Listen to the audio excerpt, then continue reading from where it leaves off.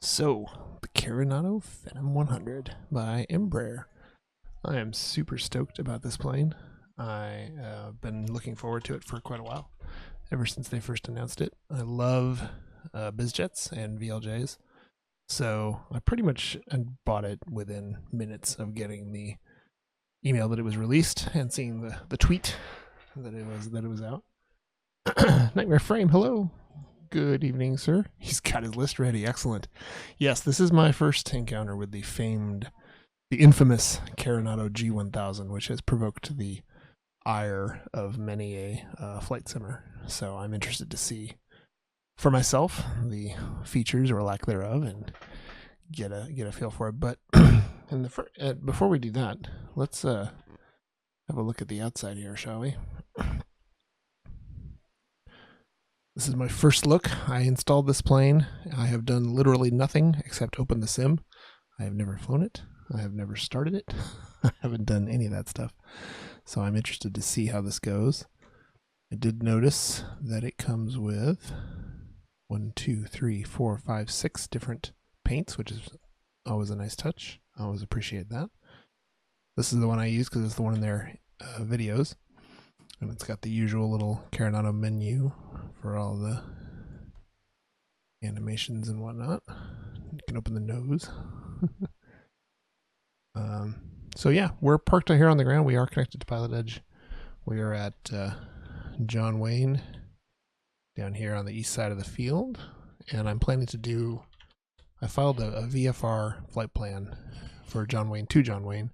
I figure we'll go out off the coast for a little bit once I get this thing started anyway. And depart VFR out of John Wayne. We'll go do some maneuvers out over the ocean where we won't hurt anyone if we have a problem. And then we'll come back and land at John Wayne and see how things go from there. So, without further ado, let's go inside. I have to say, I'm a fan of modern aircraft. Am I going to take off the taxiway? No, and hopefully we won't land on the taxiway either. We'll try and avoid that. But I have to admit, I'm a fan of modern aircraft in general and the modern panels. We've been spending some time in the Commander lately, which has a very old panel because it was designed in the 40s and 50s. And this is a little different than that. This is very, very modern, very fancy panel. But yeah, let's see what happens when we get this thing up and going here. I believe the battery's over here. Yep, battery on. Oh, look at that. The screen reflections. Aural warning, okay. That's cool. Here, I turn the yoke off. I can turn it back on. Stall. Stall. High speed. High speed. Pull up. Terrain. Must just Terrain. be checking all the Pull warnings. Up. Pull up. Terrain system test okay. There you go. All right, then. Everything's fine. All right, ground power is available. Oil pressure low. Generators off. Hydraulics fail. So these are all the warnings that it's booted up with Oil here. pressure low. Generators off. Hydraulics fail. Is it going to keep doing that? Hopefully not.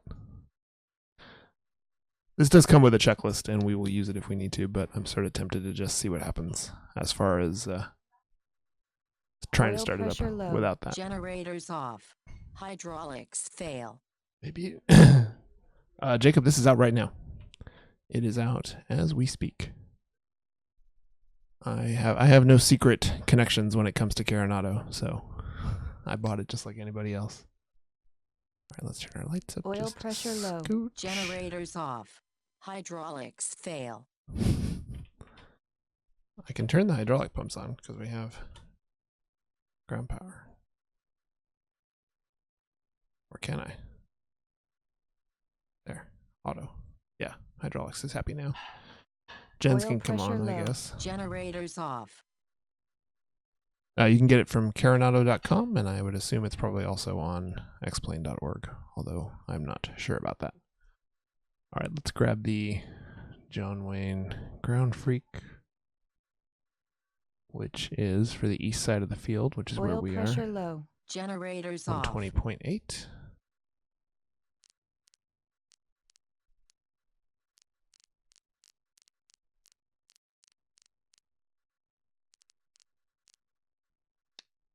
Okay.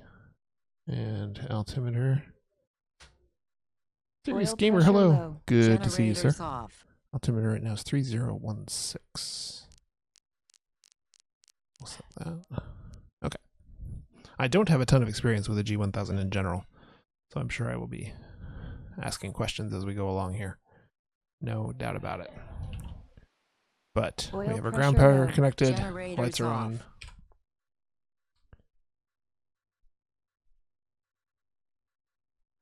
The warning's in the box over here. Yeah. One thing I did notice about this earlier is that you can click on the screens to get pop-ups, which I always appreciate. That's always nice. Oil pressure low. Generators off. Yeah, it is a small one. I think this thing only holds 5 or 6 people in the real world. So, all right, we are tuned to ground, but I haven't heard any radios in a while. Let me check my preferences real quick. Yeah, they're set correctly. Oil pressure low. Generators off. Torak, hello, good evening. Good to see you, sir. I want to start this thing so that it will stop complaining about the oil pressure and generators. Although I'm slightly concerned about the gens because they're turned on and ground power is on, but Oil pressure low. Generators off. I would really like that message to stop. So let's see here. Got engine start, and then looks like an ignition. Let's go. Oil pressure low. Generators off. That's interesting. All I did was switch it to start, but the ignition is still set to November 405 Echo Romeo, did you read the off. rating page on the for the Cat 7 rating?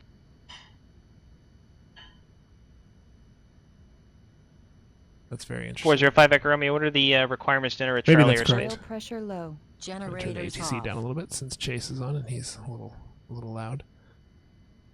Turn number 2 on.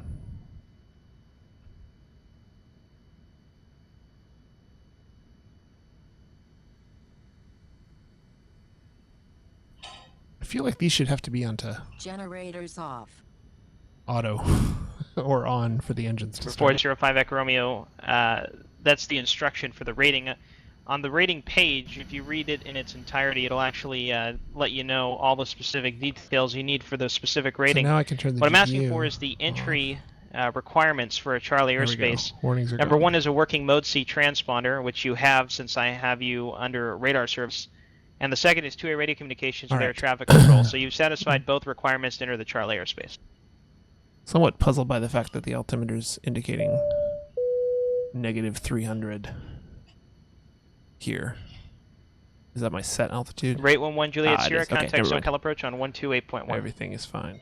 Got a follow from JCause7. Hello. Good evening to you. Thanks for the follow. Appreciate it. United 1354, contact Las Vegas All Tower. right. We have engines. Now let's look for my other usual Tower stuff United that I need to 1354, find. 25 left. That sounds like Max. United 1354, Trim Las is Vegas here. Tower, runway 25 left, clear to land, wind Easy enough. 2307. Flaps are there. Carolina 25 left, United 1354. Cabin pressurization will turn to auto for now. Hide this for a second. Air conditioning all looks fine. Is there anything over here? Not so much. November 811 Juliet Sierra, SoCal approach, John altimeter Engines are on run. 3016. Roll trim we don't need. Yeah, other than the engine starting while the ignition was set to off. So far, so good. Lights are fine. We can turn our windshield height heat on. I don't see a pitot heat. There's no warnings. So, status looks good. Oxygen says 0 psi. November 9035 Quebec Lima, go ahead. But yeah, everything's green. So that's a pretty easy start, all things considered. 9035 Quebec Lima, runway 25, clear for takeoff. The wind 2702.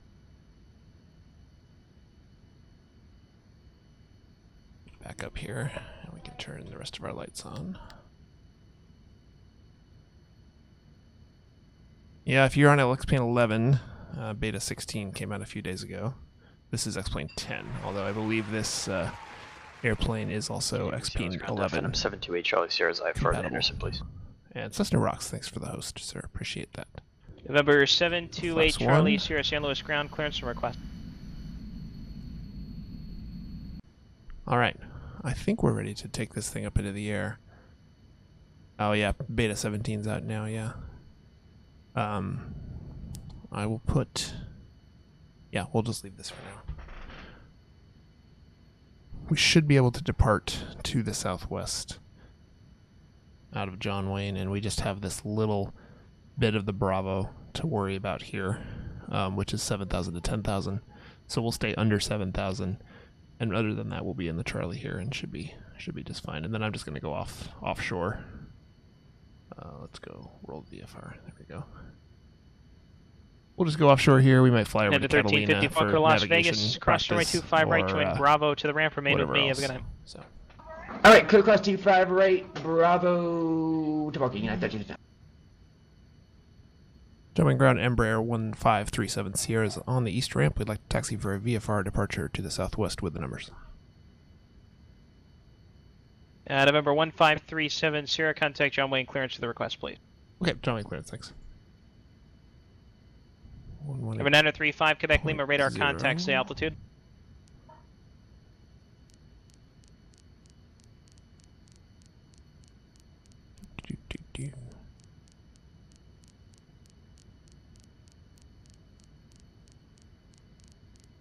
Does take a while to scroll these, doesn't it?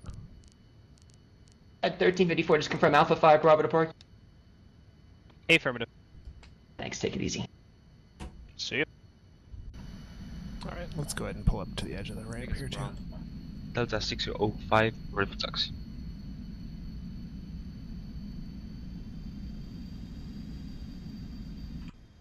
United Parking 605 Las Vegas ground tree, you inside the terminal area, non-movement area. Go ahead and pull short of Charlie and then give me a call for taxi. There we go. Roger. Charlie, Delta 605. Vision Byte, hello, good evening to you, sir. Good to see you. Thanks for joining us tonight. I'll do a Great little, 11 Juliet Sierra, have an approach request into John Wayne. do a little flying with a brand new plane, live on stream for the November very first 811 time. Juliet How Sierra, is a good roger, thing. turn right, heading 080 vector visual, 20 right. Oh, I should mention, speaking of frames, frame-wise, I see no significant impact from this plane compared to most airware. 935 Quebec Lima, contact So it's a departure. little more heavy on the 120.55. frames than one of the defaults, but definitely Number not 728 as Charlie bad Sierra, advise for the as copy. some other planes which are Ready, notorious Charlie subs. Sierra. Once this Number guy's done 728 Charlie giving Sierra, us cleared to credits, Henderson we'll try and get out Airport, of here. creep 3 departure, Morro Bay transition that has filed, climb and maintain 5,000. Expect flight level 270, 5 minutes FSX, after hello, departure. Master Departure Matt 21. frequency 120.55. Good question. Squawk I'm using it for the first time right now, 4071. so we're still very early in the process. Yassine, Right, thanks for 728 Charlie the Sierra is cleared to Henderson host, and Airport. yes, Creep 3 as you departure, said, more rate transition that has filed 5,000. the eye candy is definitely on point. 5. It looks great. Departure is 20.55. Love the dynamic shadows. 4071 in the box. It's just a modern, 728 Charlie clean Sierra, looking readback plane. is correct. November 2184 Whiskey, contact Joshua approach on 126.1. I'm gonna move my cameras a little bit, just a little bit more up angle there. November 811 Juliet, John Wayne Airport, 1 o'clock and 9 miles report in sight. Maybe that's him there. Santa Ana ground, entry 6203 Papa IFR request. Raid 11 Juliet Sierra, cleared visual approach runway 20 right. Last aircraft calling with an IFR request, say again, call sign only. November busy. 6203 Papa. November 6203 Papa Roger, John Wayne does have a clearance delivery frequency. You need to call clearance delivery for your IFR request. So I'll call clearance, thanks. And John Wayne delivery, it's Embraer 1537 Sierra, southeast ramp, taxi for a southwest departure VFR with the numbers. For 1537 Sierra John Wayne, clearance delivery on departure, fly heading 175, maintain VFR to below 5,000, squawk 5251. 5251, heading 175 and VFR at a low 5,000 for Embraer 1537 Sierra.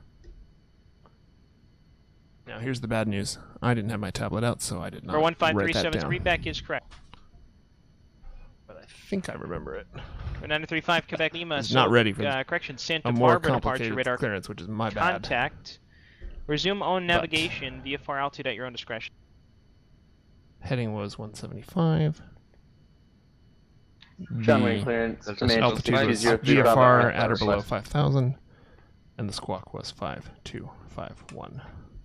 Delta that sounds wrong, 605 Las please Vegas runway correct me. 25 right taxi via Charlie. Let's go get our transponder. 25 right, we are Charlie. Delta 605. 91670 low 2, altitude alert MEA on 5, the Victor 1. 562 Airways 9,000 feet. Las Vegas altimeter 2999 And we'll go check for your to altimeter, altitude please. mode. Okay. And let's program in our other stuff that we received here. We'll turn the flight director on. Engaging autopilot. Nope. Do not want an autopilot on right now. Number 284 Whiskey Joshua Richie check. Oh, good lord. That is a lot of beeps. All right, 175 on 284 Whiskey the Palmdale altimeter 3013. heading.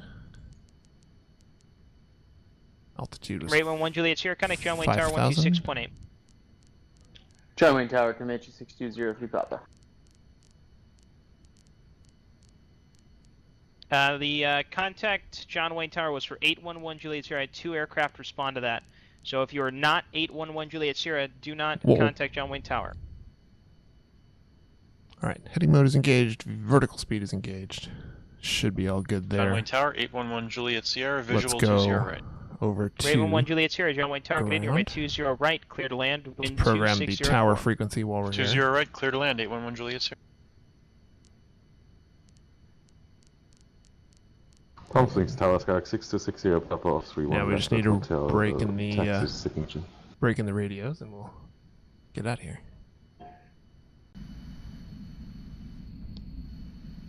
We're 6260 Papa. Join Whiskey to the ramp, remain on this frequency.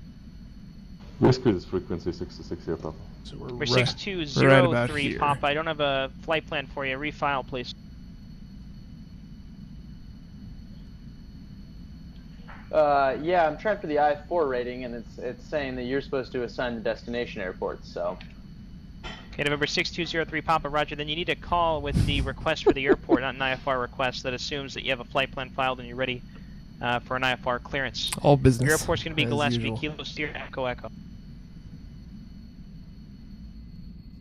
Airport will be Gillespie, and I will file flight plan. for that. Dr. Nerd Thanks. Rage, hello. Good evening to you. Hope you're doing well. John Wayne Ground, Embraer 1537 Sierra, Southeast ramp taxi for VFR with the no numbers.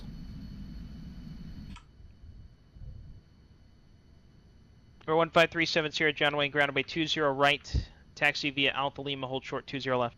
Alpha Lima, hold short 20 left, on our way to 20 right, Embraer 1537 Sierra. Yeah, no problem, man. I am happy to bite the bullet on this thing. I'm actually super stoked about this plane since the moment they announced it. Vegas So Tower, Delta 605 holding short. it was pretty much an insta-buy for Delta me 605, Las no Vegas matter Tower, what. runway 25 right, clear for takeoff, wind 2307. because I'm such a fan of biz jets. Clear for takeoff to 5 right, And Delta 605. VLJs and X-Plane has badly needed more of them. So even though it has the Carenado G1000, which is infamous, it didn't slow me down at all. I'm super stoked to be flying this thing.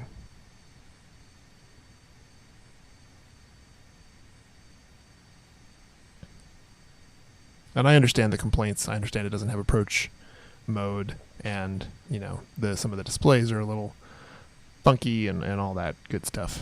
But I still think it's not a bad deal for what you get. And with X-Plane 11 getting a built-in G1000, hopefully a lot of these manufacturers will come along and retrofit the new default back into their planes. Because yeah, the modeling is good. We'll see about the flight model here in just a sec. 167 Sierra, go ahead. Aircraft landing there.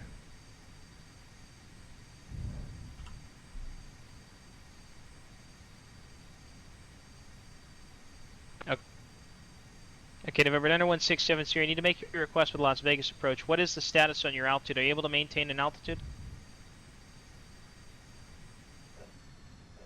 Ground speed isn't working, which is interesting. It's not showing a ground speed Okay, at all. November 9167 Sierra, descend to maintain 5,000, contact Las Vegas approach on 133.95. Yeah, that leading edge citation has been in the works for a long time. I guess I have a true altitude or a true speed down here of 16, so at least I can see how fast I'm going. That's good. This plane, I believe, 605, is contact departure. 3795 from Carenado. Departure Delta 605. I believe that's correct. It's 30 something. I'm pretty sure it's 37. And yeah, usually it takes a couple of days for it to get to the org. But I just bought it Remember, from 90167 Carenado. Las Vegas approach. Turn left heading 250 vector for the airport.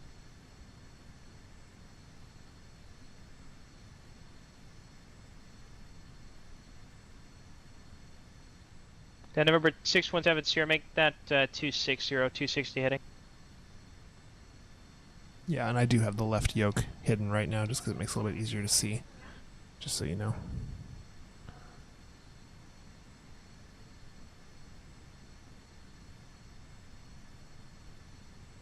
Ridiculous, hello, good evening to you, sir. Glad to see you.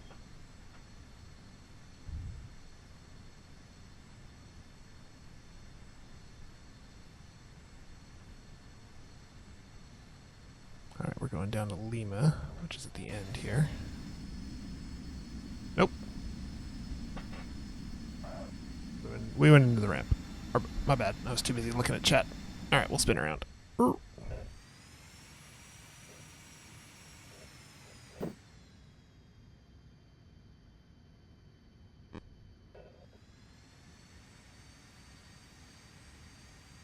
And John Wayne Tower, 1 Juliet Sierra is clear at Echo. Ray 11 Juliet Sierra, taxi to parking via Alpha, remain with me. Parking via Alpha with you, 1 Juliet Sierra. Yeah, watch out for Kodiaks, exactly. And that was the I-7. I don't know if that counts or not due to the weather. Negative. You have to complete the approach and land at Santa Catalina. All right, no problem. I'll try it again.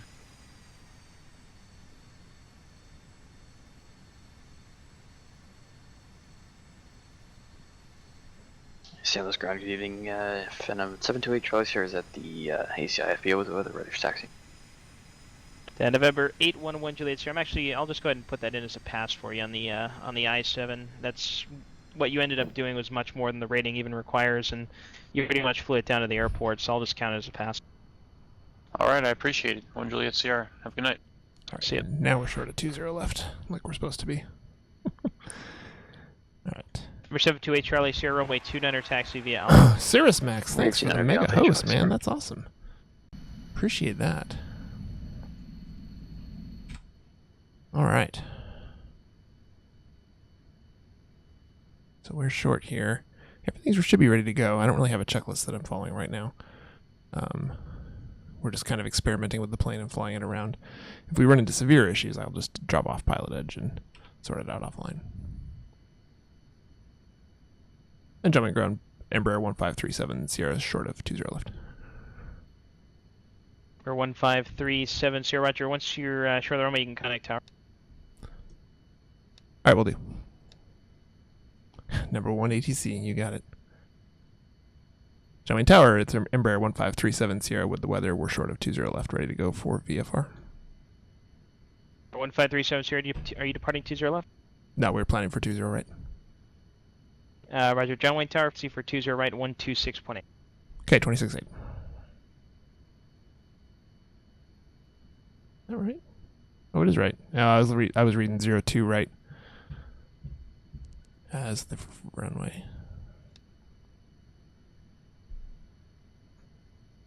Third time's the charm. Exactly, Cat Strader. Exactly. It is kind of weird, though, because we're short of 20 left, which is kind of odd, you know. Cat, thanks for the host, man. Appreciate that. All right, third time's the charm. Delta 605, Las Vegas departure on this frequency. Just as I was about to say something, you get cut off. Yes, this is the Embraer Delta 605. Phenom 100 released today.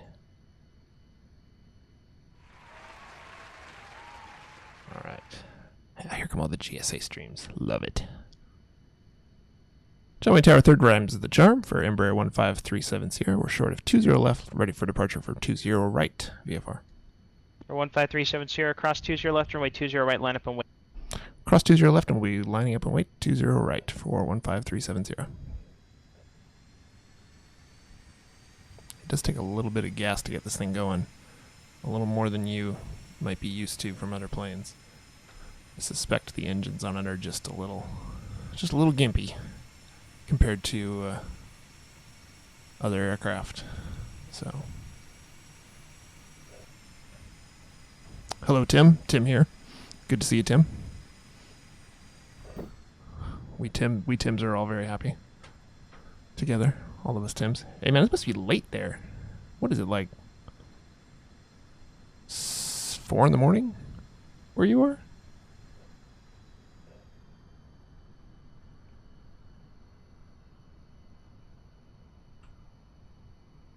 All right. Yeah, 4 a.m. That's dedication. You're watching streams at 4 in the morning. Love it. Thanks for joining us, man. Hopefully we will have some enjoyment tonight. If nothing else, we will give this thing a road test and see what we think of it. You're Tisane? Tisane? I don't know what that is. Must be a Swiss thing. This is the... Who is this? This is the GPB 500. Delta 605, stand by. Carenado 167 I need you to set and maintain 5,000, please, Yeah, per your the instruction. GPB 500 SNA, which is a semi-payware. It is a payware scenery, but it's included with a bunch of other sceneries for one price. So. Yeah, November 9167 if you're looking for the ILS approach, we can intercept you at any Frames of those are fixes not prior bad. to the final approach I'm fix. getting 32 the minimum vectoring right now, altitude in this area which is about 4,900 average for this feet. Just need you to scenery. follow my instructions, sir. So it's definitely, you know, it's more than a default plane, but it's not. It's equivalent to pretty much any other payware that I have. It's equivalent to the PC-12. It's equivalent to the Flight Factor 7.5. 15370 John Wayne Tower, runway 25. Correction, runway 20 right, clear for take 12501 gust 18. Okay, copy the winds, and we're clear for takeoff 20 right for 15370. All right, let's roll. St. Louis Tower, good evening. Number 728 Charlie Sierra is holding short 29, ready to go. Phenom 728 Charlie Sierra San Luis Tower 1250 at 4 runway 29 clear for takeoff. Thrust indeed. I agree. Oof. Oof. It's a lot of rudder. It's getting me the squeaky sound too. Delta Always a good sign. 605 Los, correction, Vegas departure. Alright. You would. So we were given heading 175. You're in. Heading 175 VFR at or below 5,000. Delta 605. So we'll hand fly here for a little bit. Ident for me. Flaps in. John Wayne clearance, Slow command down quite a bit. G6203 Papa, IFR request. Delta 605, radar contact 3 miles south of Las Vegas, VOR. All right. The top altitude on the SID with your clearance Yeah, instruction, climb via SID. I believe the top altitude on the I wouldn't approach call it. departure I'm gonna put is the flight autopilot level on here for a 190, sec so I can so talk. you should have leveled off at flight level 190 until you receive further Slow down so instruction we from don't blow the ATC. speed of sound here. Contact Los And Angeles I'm going to Center turn the plane down just a little bit too. 133.55. There we go. Okay. Yes, it is more optimized certainly than some other planes that I have flown, but it is also not not invisible either. Yes, this is SoCal. Number 67 CRD, approach request. We just Otherwise departed out expect of ILS John Wayne, and I'm headed basically straight southwest out of the Charlie over to the ocean here, and then we're going to do a little navigating. Number 90170, expect ILS Just kind of experiment. 25 left approach. Join He's runway too 25 loud. All right, they're a little bit loud for me too, so let's turn them down a little bit. And thank you, D Hendy, for the host. Appreciate that. All right. Comm radio. So Yeah, that's way too I loud. haven't given you your clearance yet, but I can. There we go. Let's see. You are 6.5 miles from Reno. Maintain Yes, it 5,000 does, to establish local weather. Cleared ILS runway 25. It does speed up very fast. I've got Yeah, El that's Monte 73 Tower, good power, evening, and November we're 405 Echo Romeo. still Currently accelerating in the climb here. 4 miles directly east of the airport. Disgraced pilot. Just a 405 Don't tell Monte anyone. Tower. That's a Did you secret get an email feature. from SoCal? It's in progress. I did not. 405 Echo Romeo. All right, we are. 405 Echo Romeo, Roger. You want to What's stay on their frequency. we're as done you can here. pick it off, especially if you're on the radar services. Yeah, I'll try and get a frequency No, change here in a minute. 370 contact circuit departure. Would you like me to go back, 405 Echo Romeo? Yes, please do. Peter May Charlie Sierra, contact the Santa Barbara departure. Departure, Charlie Sierra. Says the 5 Quebec in the contact point, McGear approach 4.7. We didn't get a departure frequency. So. Delta 605, center center, climb, maintain flight level 360. Yeah, it's a beta build that lets you turn the comm radio on and off. John Wayne Tower, Embraer 1537 Sierra would like a frequency change.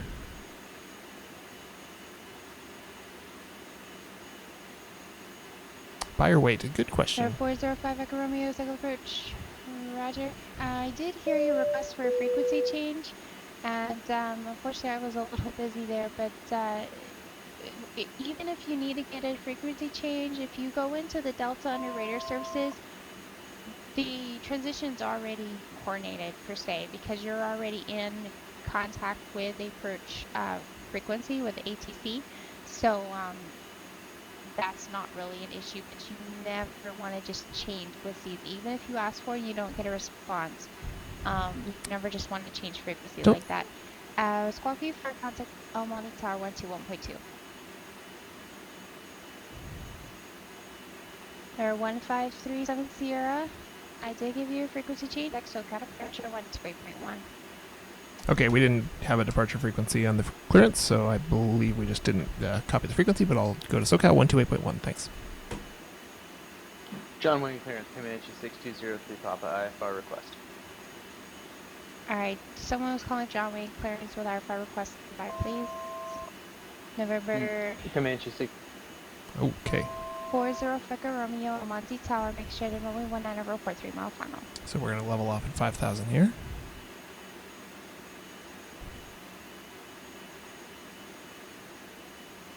So the 5 Quebec Lima, the departure at Christian approach is Point Magoo, the frequency is 124.7.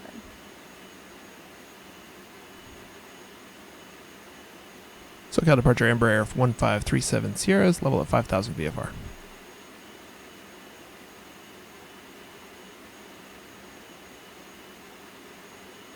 Really, I just want to be told. 1537 Sierra, SoCal departure radar contact. Cancel altitude restriction, resume navigation. Okay, on navigation and radar contact, thanks. Alright, calling and asking if I was with you. I didn't catch the call sign, but you are 555. If you're standing by on the ground with a request, you're number 2. Okay, call sign only though, please. Yeah, I just call it Embraer. I don't know if Phenom is an okay term to use. But let's do a little bit of navigating here and get used to what we're doing here. Radar contact.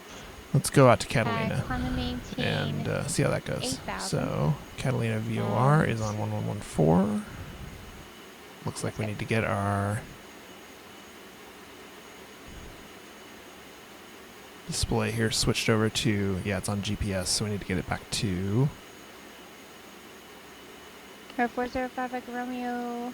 VR1. There we go. Okay. You're with SoCal approach. Check your frequency. Turn the course. Oh, good lord. That scrolling is taking forever. 935 Echo Lima, Point McGear approach, altimeter 3018. That's heading away from it. Come on. I guess I can just click this and it'll go straight to it. Alright. Air 40 Interesting. Runway 19 for the land, wind 210 at 4. Yeah, Keith, I know. That's what happened. I Really, I just want them to let me do whatever I want. That's all I want. Just let me do whatever. Alright. Let's turn here.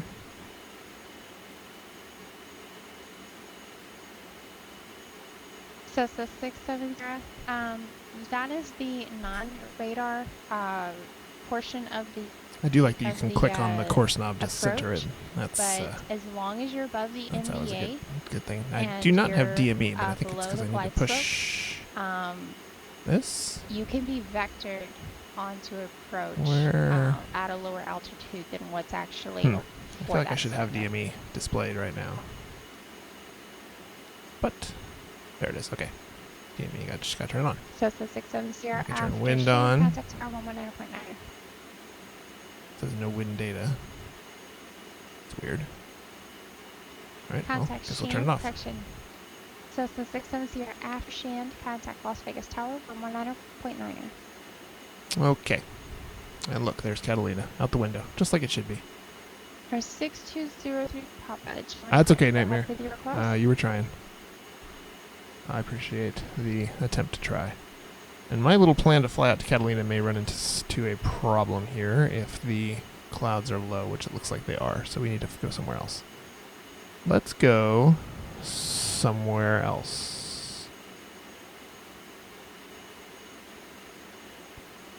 San Clemente. No, I'm not sure I'm ready for a tactical approach. I don't think I'm quite that sophisticated. But yeah, we do have some weather in front of us here, which makes me think this probably will not work too well. Alpha. And you're going to Gillespie? So, in a second here, I think I missed a couple followers too. Scottsdale Thug and Skysurfer 2. If I haven't already thanked you for your follow, I now thank you officially. Thank you. Comanche 6203 Appreciate Papa. that. John Clarence, Alright, let's Roger. go to Thank you, Carlsbad, Gillespie CRQ. Airport. On departure, fly heading I choose that one because it's not too far Red away, Vectors, Victor and it's just a 23, delta. There's no Mission airspace to worry direct. about other than the Maintain tower. And 2000. the weather there is good. It's clear skies, so we won't run into any issues. Squawk 7415. And let's do this. Let's turn around. First of all. And then we can go down here to this gizmo, which I have not used yet, but we'll give it a shot. Okay. C R Q. So this is 03 Papa, feedback correct? And then activate. There we go. Now over here, I should be able to get the GPS course. There we go. Perfect. That'll work. So really what I'm doing here is just experimenting with the plane, just figuring out how it works, playing with the navigation. And because I haven't done a lot of G1000 flying, I need to get some more familiarity with it. And so we're just kind of out here tooling around a little bit. I would have liked to go overfly Catalina. Freedom 7 to Beach, Charlie Sierra, Los Angeles Center, climb and take flight over 230. But the weather's not cooperating. We are a little fast, so I'm going to slow down a little bit. Give PM6. Were you looking for radar services, or did you want to cancel? No, we'll go ahead and cancel 370. PM 370, Roger. Radar services terminated. Squawk VFR frequency change approved. Squawk VFR and frequency change approved. Yep. All right, squawk 1200, and we'll just go to some random frequency for now.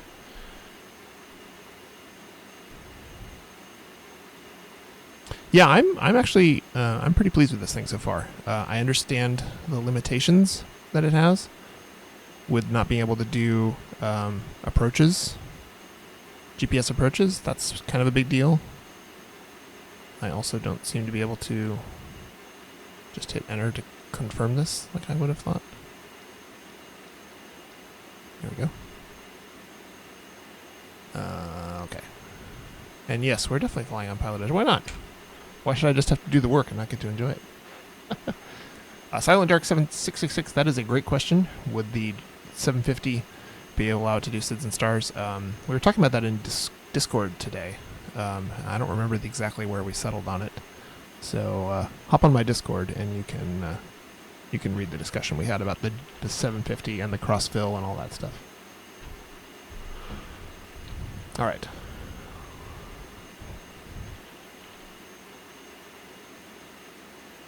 Nothing like flying a plane for the first time live for 75 some people. But so far so good. I'm sure we'll embarrass ourselves at some point. It's pretty common. but I appreciate you all watching and hanging out. So we got about 30 miles here to go to Carlsbad. I will grab the Carlsbad Tower frequency. Yeah, exactly. You can hear Nightmare's endless complaining about the G1000. It's a feature full experience.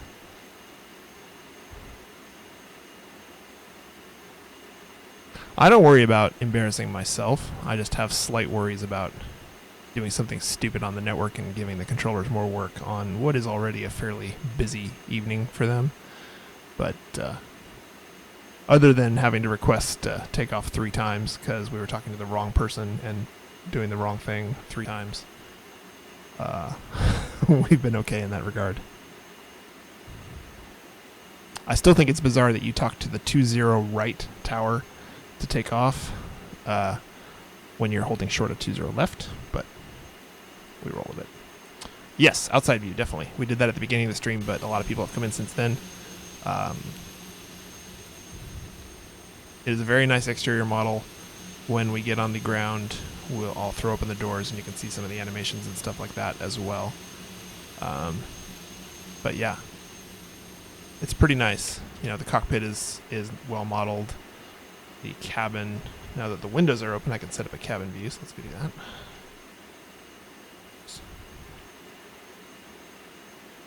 I always like to have my wing views here that I can pop to.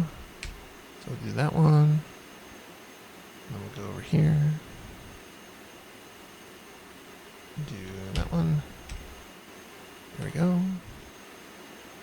Alright, so yeah, I got view 1 for the panel, view 2 for the center, view 3 for the middle page, view 4 is sort of a up over the cockpit, view 5 is the overhead.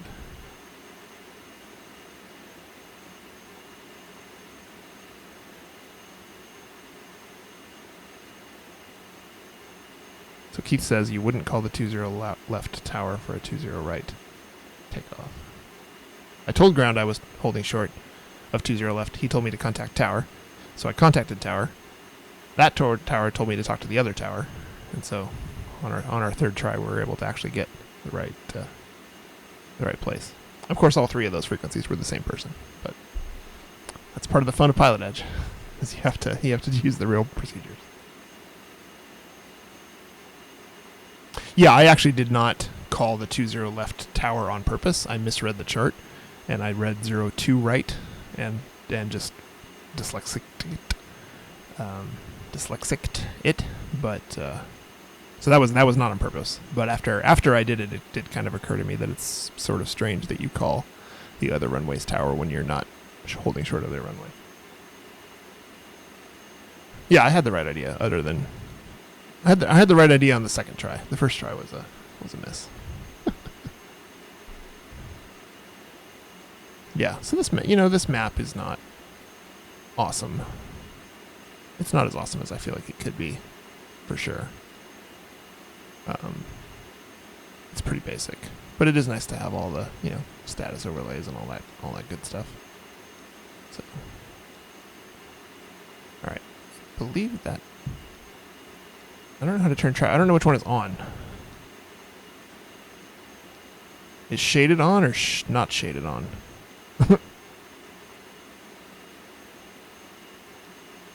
I guess topographic, but then terrain. What's the difference between these two?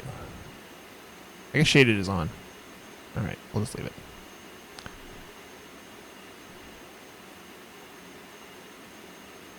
And it's time for our snack.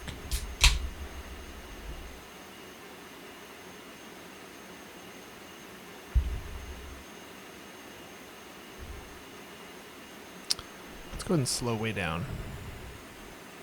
Oh, look at that thing drop. Holy smokes. Slows down fast.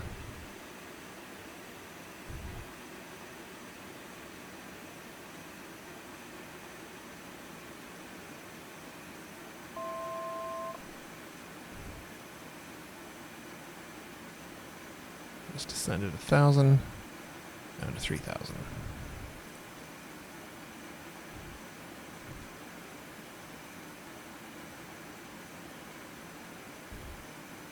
So there's the airport right there.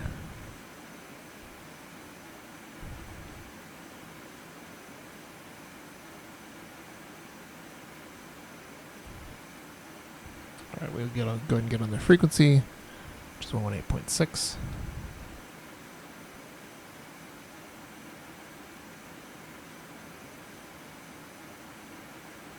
Near 03 Papa, roger. So we're looking at runway 6 there, and runway 24 is the other end.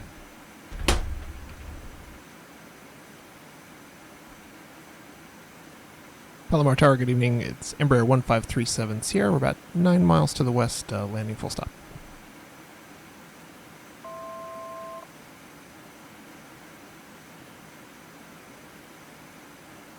Cessna 935 Quebec Lima, circle the British Burbank altimeter 3015.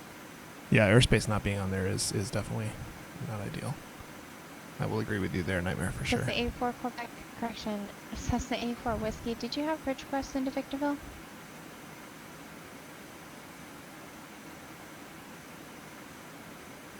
Cessna 84 Whiskey, roger. Vector still final or full approach? Field elevation is 300 feet, 330. Cessna 84 Whiskey, roger. Let's go ahead and take this down to 2,000. Turn left, heading 350. Continue Vector slowing up. ILS runway 17 approach. Send and maintain 5,000. John Wayne Ground, Comanche 6203, popping back with you at the southeast ramp. Request taxi only. Busy tonight, that's for sure. Jack Murphy, ATC, thanks for the follow, man. Appreciate that. 6203 Papa, John Wayne Ground, roger. Runway Does this have 20 auto left, throttle? 10 kilo, Good taxi question. Alpha, We will Hotel, experiment with that Charlie, next. Kilo. Left, 20 left. Does not have Kilo speed taxi brakes, I via know that much. Alpha, Hotel, Charlie, Kilo, 03 Papa. Delta 605, The contact flaps Los 1. Angeles Center 128.6. Let this thing continue to slow. Palomar Tower, good evening. Embraer 1537 Sierras, about 5 miles to the west, full stop.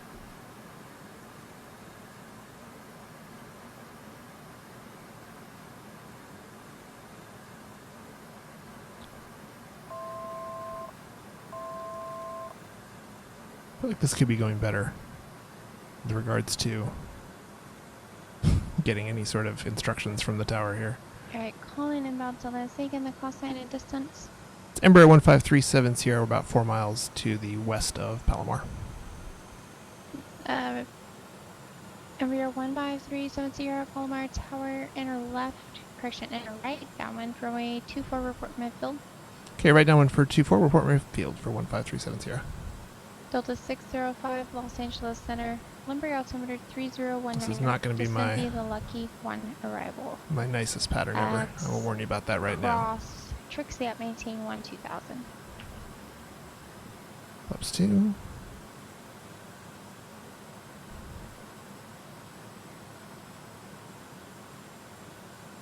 We'll descend down to 13.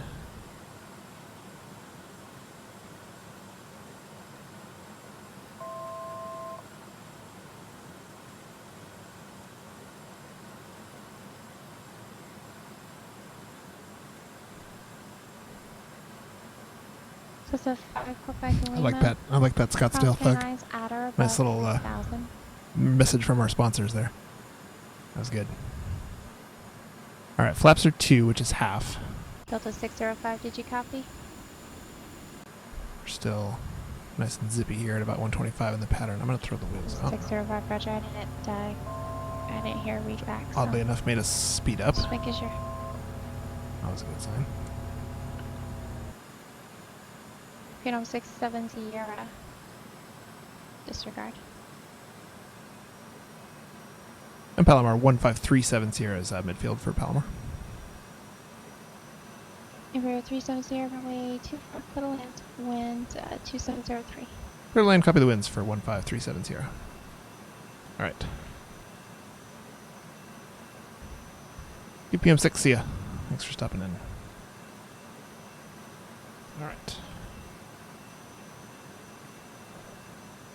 Gears down, flaps are okay.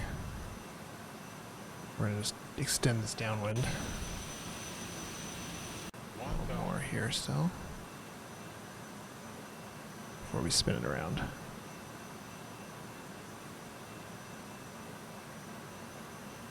But yeah, my plan right now is to Santa land Barbara delivery. Good evening. Cessna 405. land here at Romeo. Palomar, and then we'll depart Type again 17, type and Cessna go via far out 172 and Golf, request do flight some more following to screwing around. Burbank at 3,500 with information golf. So it's 405 Echo Romeo, Santa Barbara clearance. On departure, fly runway Alright, let's heading. go flaps Main TV for 3. Below 1,500 televised.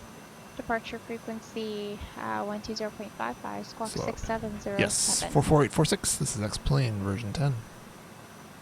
Slow up a little bit here. Can you repeat the squawk for 405 Echo Romeo? And let's just spin it around. So it's the 5 Echo Romeo, squawk 6707.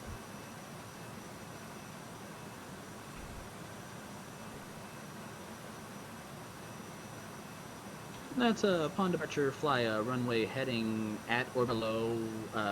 Yeah, Keith, I would definitely be 1,500. interested in Departure learning will be 120.55, how to staff squawk just John Wayne. That'd be 6507. fun.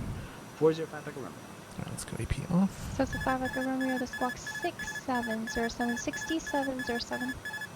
I apologize about that. It's squawk is 6707 towards the 5 Echo Romeo. So it's the We're 5 Echo climbing, Romeo, no worries. which I don't want to do. Feedback correct. Don't sink. Don't sink. Sink. Don't sink. So it's the 6, Should 7. have kept it based just a Sierra. little bit longer, wind or, 21010. at all. 210. That's okay. 70.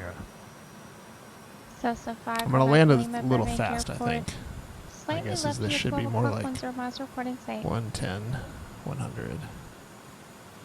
But it should be alright.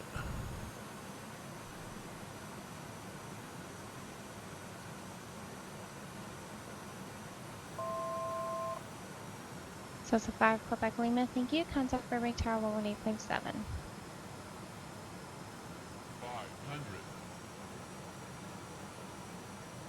400.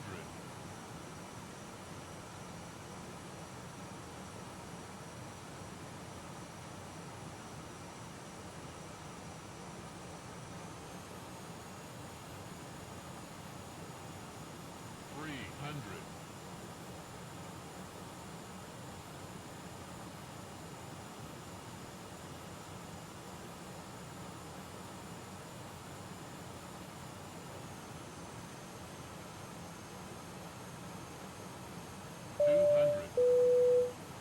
Burbank Tower, Skyhawk 935 Quebec Lima is with you at 3,100.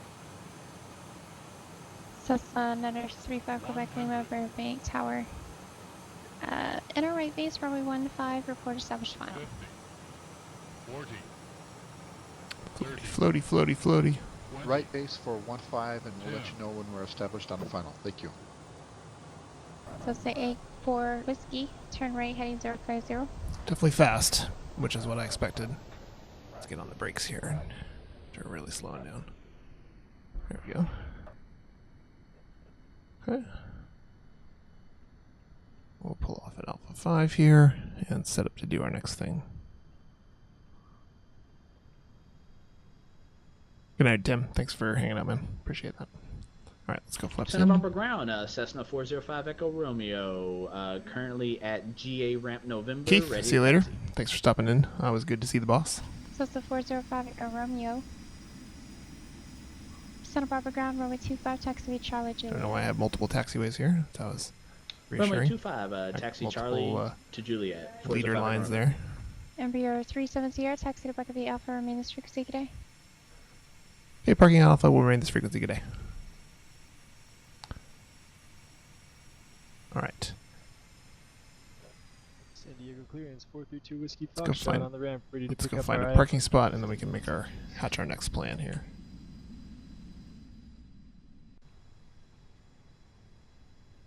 I kind of want to take this IFR cross country, if you will. 432 Whiskey Foxtrot. It's also very busy in LA though, so I'm kind of tempted to reposition up to the western US and take advantage of 432 Whiskey possibly Foxtrot, number quieter 36. radios Don't and have 515 for a you. little Are less you looking for a busy. tech route? So, That's a negative. I filed via the plugin. Last time it didn't work on me. I'll file online. Roger. John Wayne Tower. yes, Sigma 199. This is indeed X-Plane version 10. Ready for departure. Comanche 6203 Papa, John Wayne Tower, verify squawking altitude. And Nightmare, I saw your question 270 earlier. I have not 6 noticed Roger, a takeoff. Transponders on altitude. I have not and noticed 0 any left frame for drop, takeoff. so I think that might be on your end. And 167 Sierra. Yeah, it looks clear like Geneva refiled a flight plan for me 67 Sierra. because my Are you top bar is going based on to, my city current parking on the Pilot west Edge side, or, flight plan. So you're parking on the east side? East side would be fine. okay.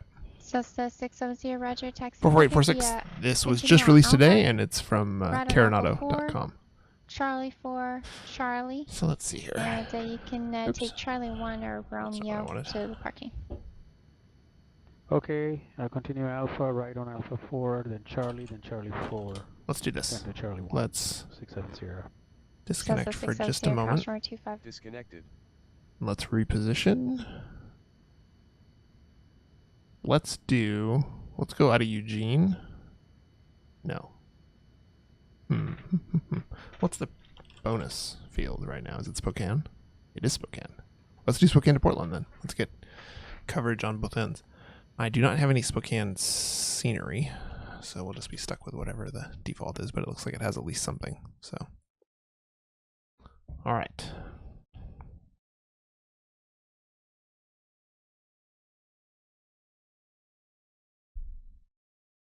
Yeah, how to turn off all the warnings about the gens and all that, other than by starting the engines, which is what we did last time, which to be fair, did work. All right, let's do a little planning here.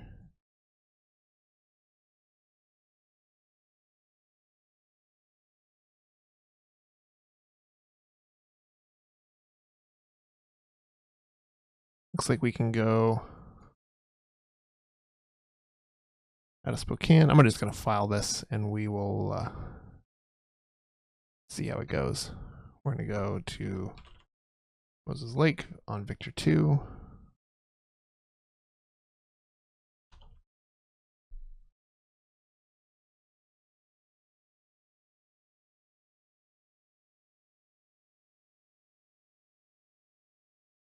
Then it looks like, actually, if we do Victor 448,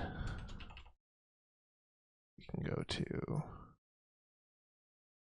Yakima.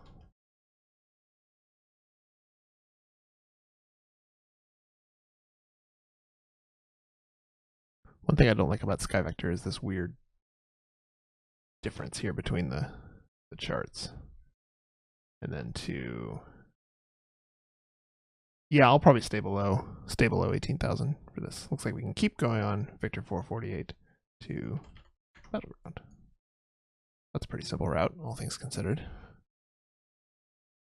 Battery failed. Battery failed. That's funny. Okay, so here we are, Spokane. I do in fact have some scenery.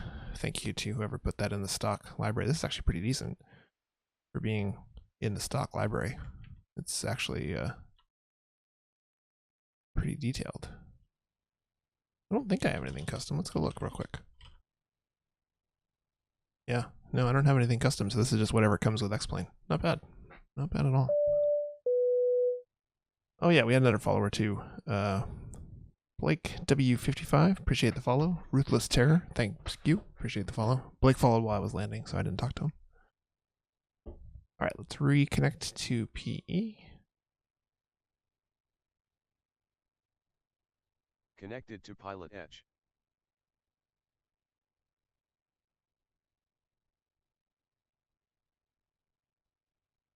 And yeah, we will experiment with this. We may screw it up. It's entirely possible, but we'll give it a shot. Parking brake on. Batteries on. Ground power is in use. Gens can come up. Aural warning, okay. It's going to do its whole little test routine that we heard last time. While it's doing that, I will go ahead and file. High speed. Pull up. Terrain. Spokane to Portland. Pull up. Yeah, Spokane, Victor, what was it? System 448 test to Battleground. I believe that's all we needed. Oil pressure low. Yeah, Generators off. perfect. Go altitude of 16,000. True should be 350, I'm guessing. Alternate will be Hillsborough. Let's go ahead and file that.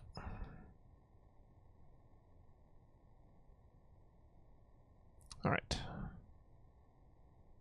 So first nav aid will be nav. I get this back to. Oh, I see. Spokane VOR, which is on 115.5.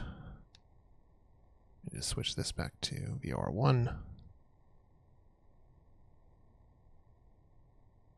To join the airway, we need to be on the 232 radial.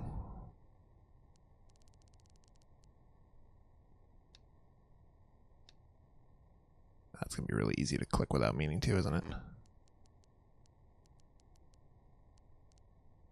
232. I can hardly see that DME from back there, but yeah, it's 5.2, 5.5.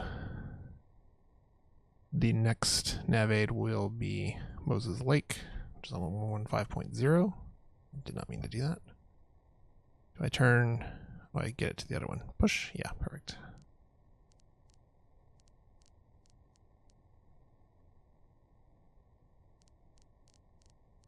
All right, let us go over onto Spokane delivery and pick up our clearance.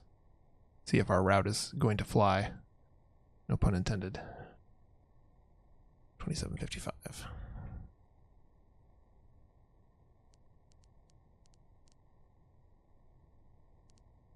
All right, gotta move things around here a little bit. No warning spam this time, so that's good. Or couldn't tell you what I did differently. Yeah, this is annoyingly fiddly, isn't it? 2755. There we go. All right.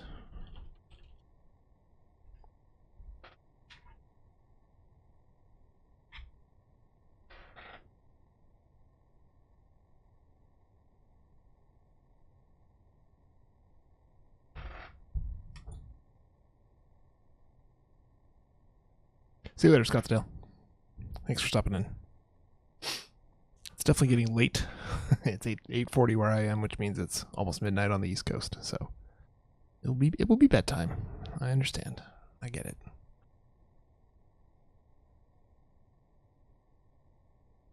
Spokane delivery, Embraer 1537 Sierra. Pick up our IFR to Portland. Now, last time we did 1537 Sierra. Spokane clearance, cleared the Portland Airport 51 heading radar vector Spokane VOR. Then is filed. Maintain 12000, spec 16000, 1 minutes after departure. Departure frequency 123.75, squawk 4340. Okay, we're cleared to Portland, runway heading. Looking for vectors Spokane. We'll climb to 12,000. Departure 123.75 and 4540 for the 1537 Sierra. 1537 Sierra, squawk 4340. 4340. Report to 1 Charlie Sierra, contact departure. 434. Departure 421 Charlie. Wrote it down as 4340. Wrote it back incorrectly. Story of my life. All right. Let's figure out where the heck we are. That 25. Report to 1 Charlie Sierra. Yeah, 25. Okay, so we're radar contact. South Pilot Ramp. Flighting 050, join Victor 120, resume on navigation.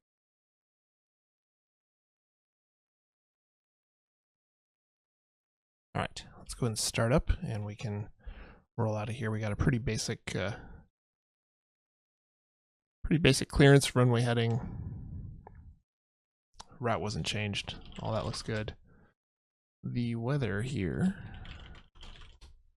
is few clouds at 1,000, scattered 2,500. Altimeter will be 29901. Go ahead and get that in before I forget about it. Come on, go down. There we go. And the weather in Portland, pretty much the same. Few clouds, 4,000, broken at 9,000. Altimeter is pretty close, 3002. So nothing to write home about there. Yeah. Let's go ahead and get this thing going. Hydraulics are still on. We are still on from before. Get our lights on. Panel can go up. Upwash can come up. The transfer is fine. Turn a windshield heat on. Why not? Flaps are down. Throttle's back. Let's go to...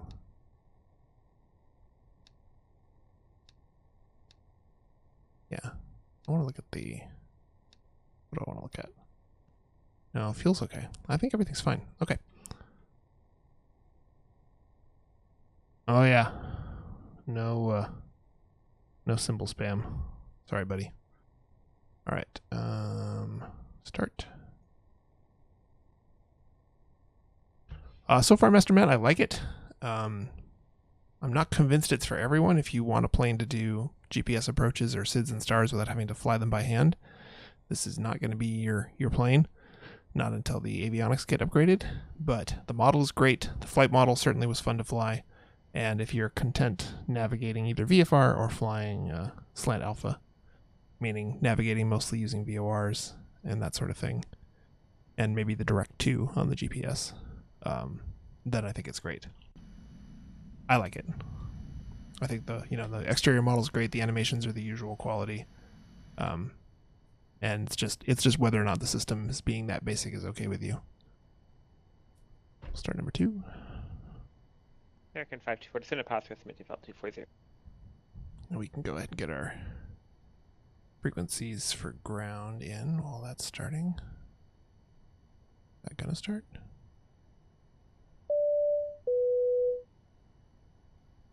Ramus J0829, thanks for the follow. Appreciate that. There we go. Now it's going. Alright, 128, 121.9.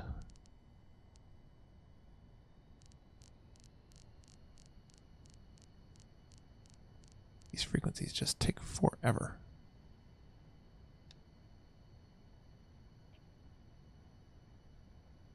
Good question regarding the Navigraph setup. I would assume it's similar to the other Carenado G1000 planes, which I don't have any experience with. This is the first one I've ever had, so someone else in chat might know more than I would.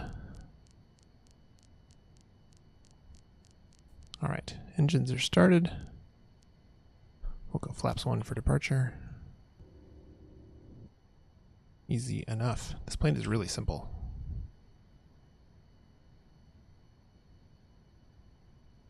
Spokane ground, it's Embraer 1537 Sierra. We're at the South Pilot ramp. Taxi for departure, IFR with the numbers.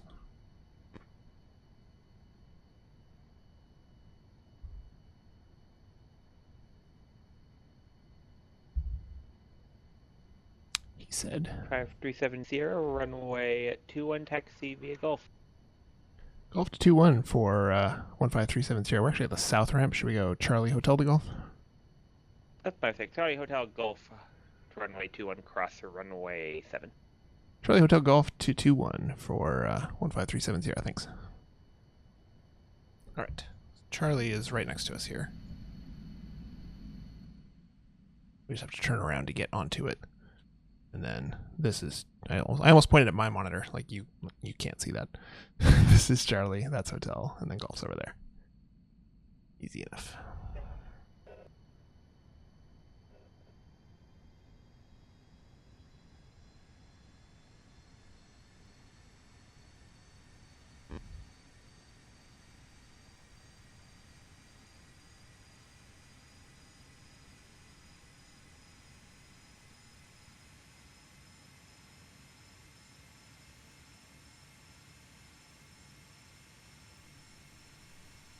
It's a little chuggier here in Spokane than it was in John Wayne. Yeah, I left the GPU attached. I just realized that. There we go. We remembered in time. Some guy's like, stop! Our GPU! I should have gone to the outside view to see if it was still attached. Oh well. Missed chance. Alright. This is Charlie, hopefully. Yep, Charlie. Which means Hotel's coming up here. Oh, checklists. Please. Please. We're flying a plane for the first time live for literally tens of people on an ATC network. We don't use checklists in this situation. We just wing it. figure out what you do wrong. So far, we haven't needed the checklist, which is Airgun 554 to mildly about 240. surprising to me.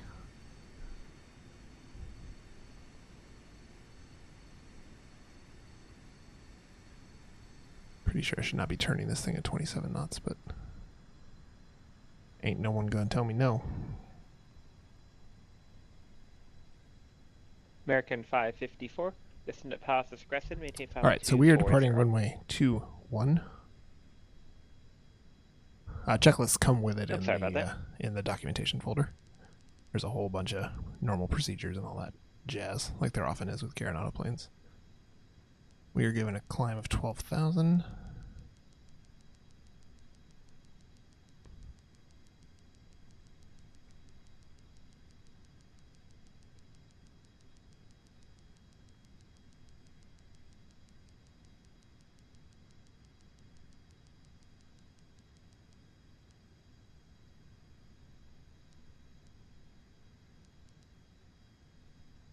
Engaging autopilot.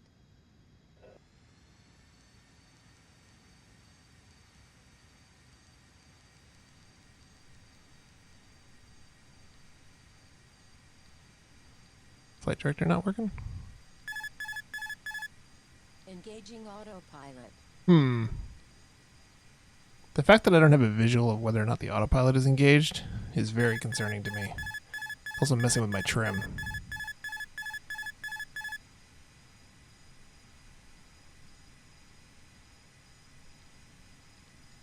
Why won't it go into alt mode?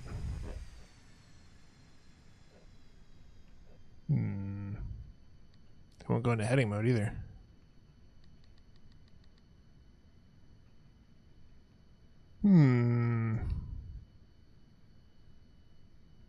Engaging autopilot. I can turn it on. Engaging autopilot. By clicking the flight director turns it on. That doesn't seem ideal. I'm not an expert or anything, but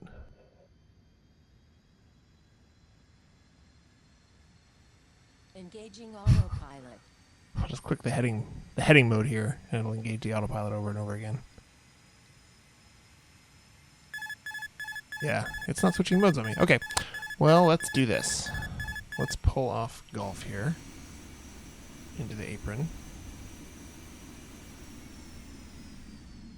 Spokane ground 1537 Sierra. We got a minor systems issue. We're going to pull off golf into the apron here. We'll be back with you in a minute. Okay.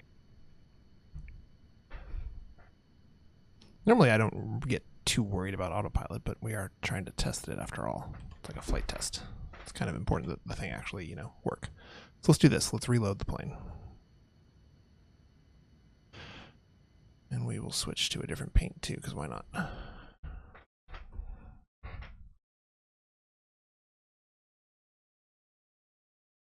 The good news is it doesn't take that long to start up. So.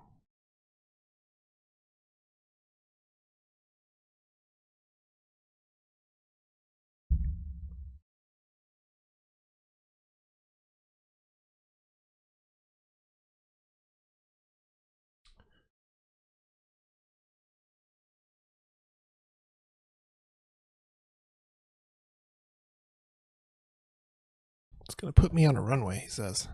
Will it? Just reloading the plane? I hope not.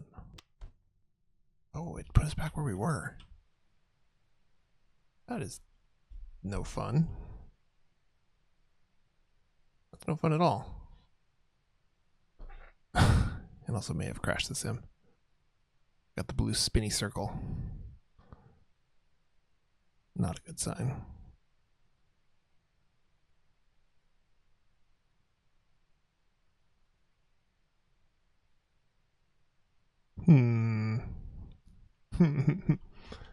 Oh, there it goes. All right, just need a moment. Cancel the panic. Oh no. Well, we're sort of where we were. We're just different.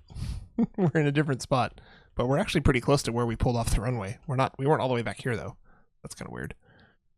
But anyway, all right, let's go ahead and get rolling again.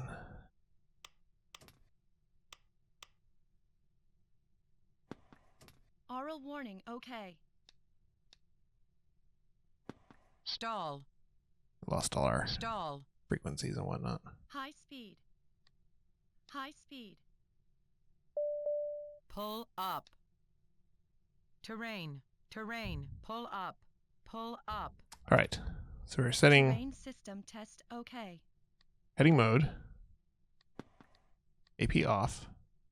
This is Oil already pressure low. looking better. Generators off. Hydraulics fail. Hit the yokes for a second. Hydraulics can come on.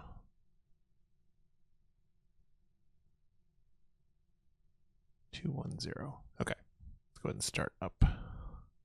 Engine 1. Can it start without the GPU? Yeah, it can. Good. All right. Altitude. Can't scroll that one. Interesting. That one wheel does not respond to the mouse wheel. Okay.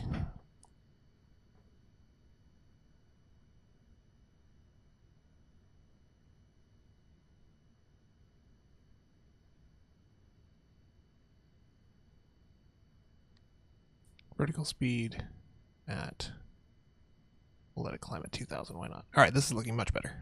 Much, much better. Flaps 1. At the right engine. Start. Yeah, there it goes. All right. Lights.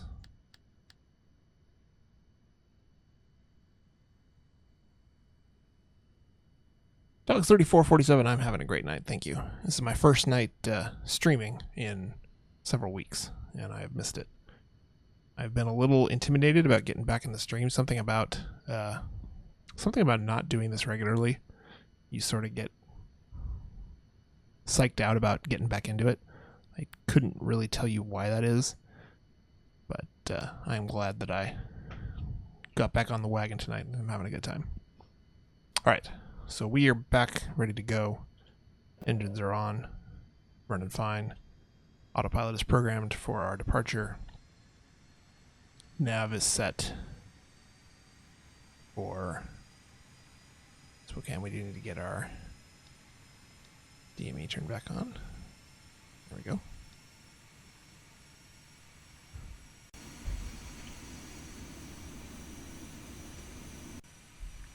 And ground 1537 Sierra, we're going to resume our taxi on Gulf.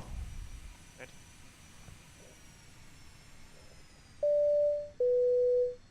Dogs, thanks for the follow, my friend. I appreciate that.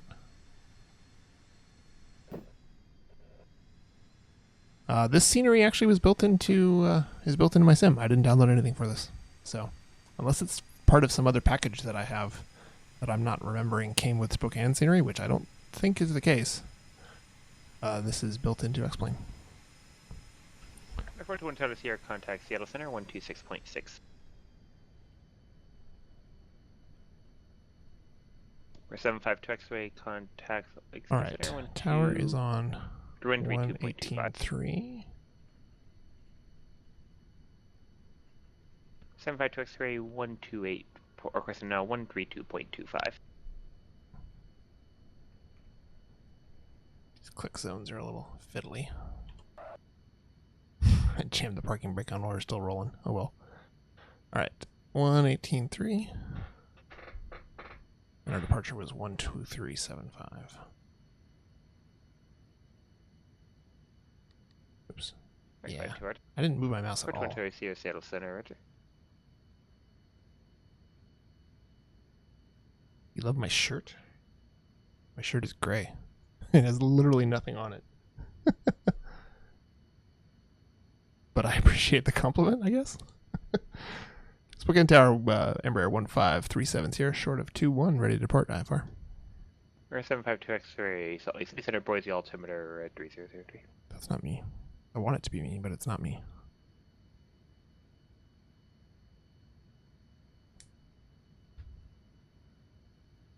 Spokane Tower, Embraer 1537 Sierra, short of 21, ready for departure IFR.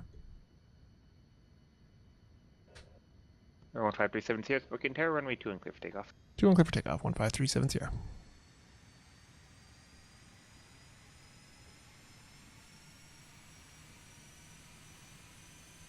This is why I wanted to fly this up here in in the western U.S. The radios are so much more calm that in a plane that I'm still very much learning my way around, I have a little more room to make mistakes up here. LA is busy tonight. No takeoff. Thrust. Trim. Oh, a trim. Fix the trim. There we go.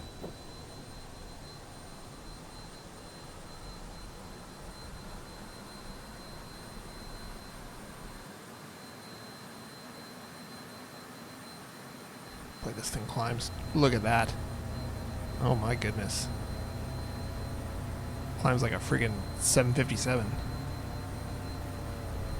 Holy. Alright, I'm going to throw it onto autopilot so that we can have more time to chat here. And we need to slow down a little bit. Yeah, this thing moves. Like, I'm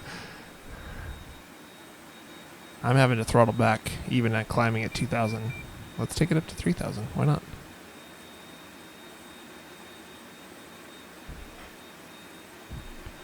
Blake, you can run X-Plane with just about any computer. It's just all about what settings you use. I'm using a 6700K and a 1080, and I am nowhere near max settings on this application. So you can go to xplane.com, x-plane.com, and get a demo and try it for yourself.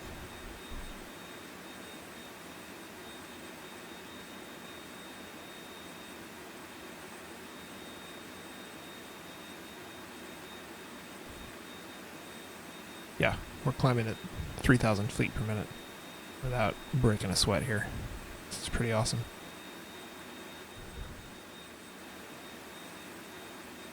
American 5, contact Oakland Center 132.2. Turn the ATC up just a little bit.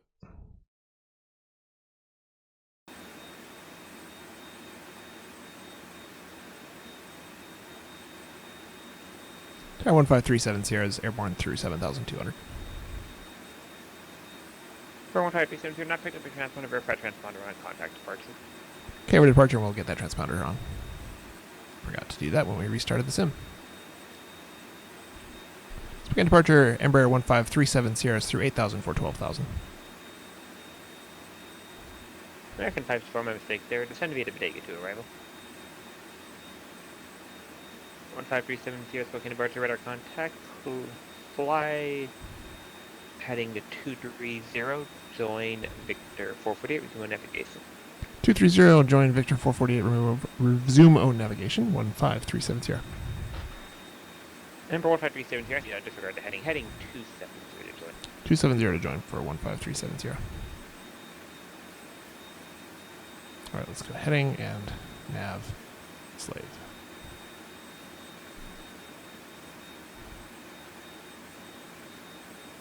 Yeah, we're blasting up to 12,000 here with no trouble at all.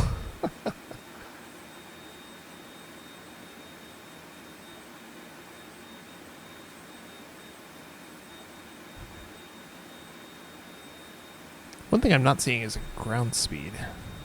Got a ground speed up here that says 0. I'm sure it's because it's slaved to the GPS, which I'm not using. Surprised there's no other ground speed. There we go, picking up the radial. Okay. Time to navigate.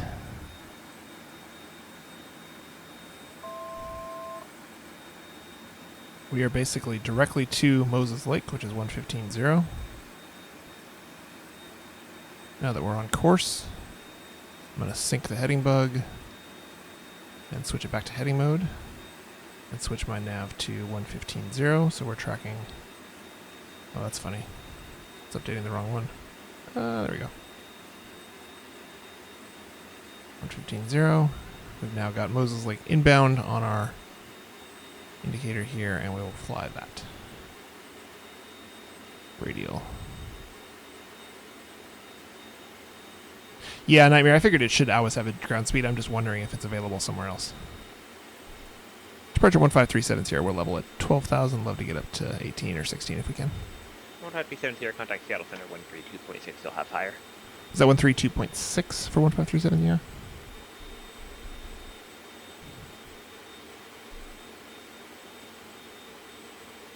15370. What was that frequency again? 15370 132.6. 32.6. Thanks.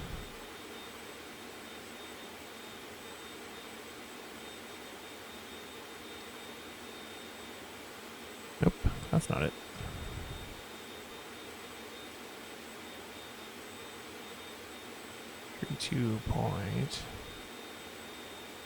.6. There we go. Seattle Center, Embraer 15370 is level at 12,000. 15370 Seattle Center, climbing in 16,000. So 29901. 16,299 for 15370.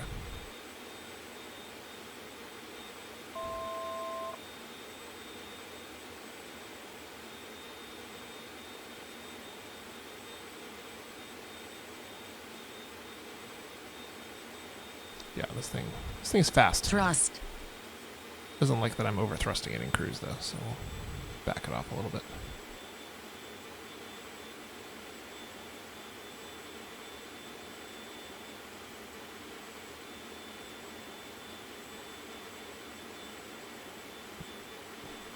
Alrighty.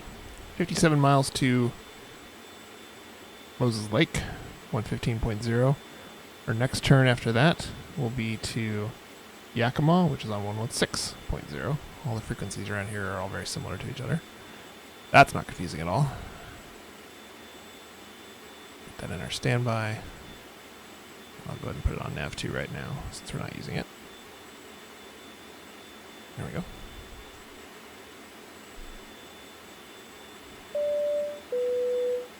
Bill Streams, thank you for the follow, sir. Appreciate that. Hope you're having a good evening. Thank you all for joining me as I experiment with this plane. It's brand new to me. This is my first session with it. Decided to stream it live for all of you to enjoy. Yeah, I've been excited about this since they announced it, and I have to say it's pretty much exactly what I expected. I didn't expect it to be incredibly amazing. You know, it's not competing with the flight factor or the IXEG in terms of systems capability. Iowa Flyer, hello, good evening, sir. Glad to see you. But for what it is, I think the model's great. You know, everything looks really nice. The flight modeling is perfect. This G1000 is the Carenado G1000. You know what you're getting. And if you're okay with that, then I think it's fine. I'm gonna experiment here with the map for a little bit while we have a bit of time. See if I can. I want it to show just VORs. Or like VORs in airports. Yeah, I think I saw a little foam coming off your mouth, Nightmare. I think we may have already achieved peak foam. What is a good plane I recommend, Bill Streams? That's a great question. My all-time favorite plane for X-Plane is the Flight Factor 757. I have some videos on my YouTube, which I'll plug since there's a bunch of people who are new here. So, yeah, on my YouTube you'll find videos of my last streams. They're much higher quality than what Twitch lets me upload. And I spent 12 consecutive hours flying the Flight Factor 757 about a month ago now. I flew a bunch of legs in it all around Pilot Edge. And I had a great time with it. And I'd flown it quite a bit before then as well. So that's definitely my number one airplane. If you like airliners, you cannot go wrong. There's very little I can say that's bad about that airplane. IXEG 737 is also a great plane. It has some troubles. It's badly in need of an update. That update has been coming for some time. Hopefully it will be released soon.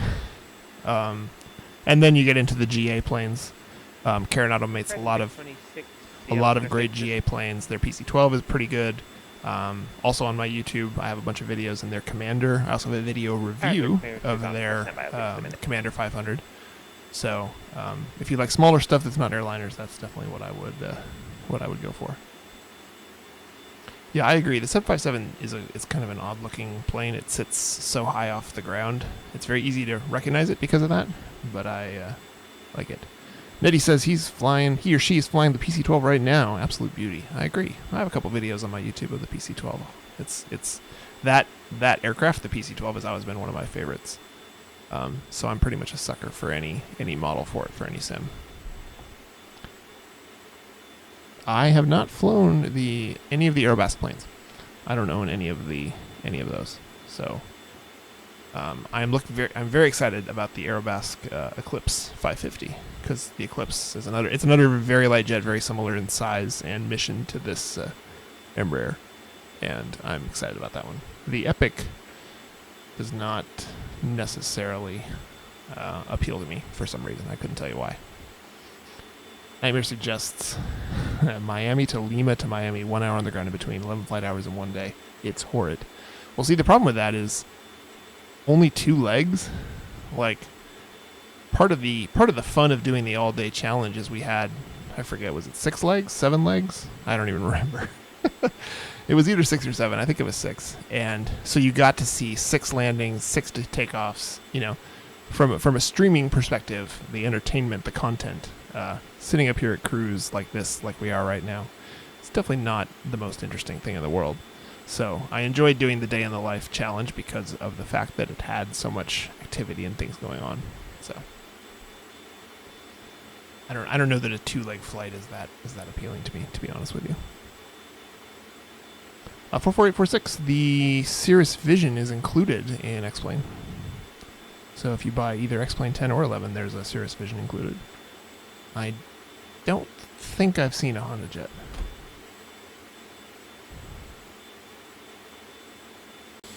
Oh, Iowa Flyer says he bought the Commander based on my review. Sorry, man.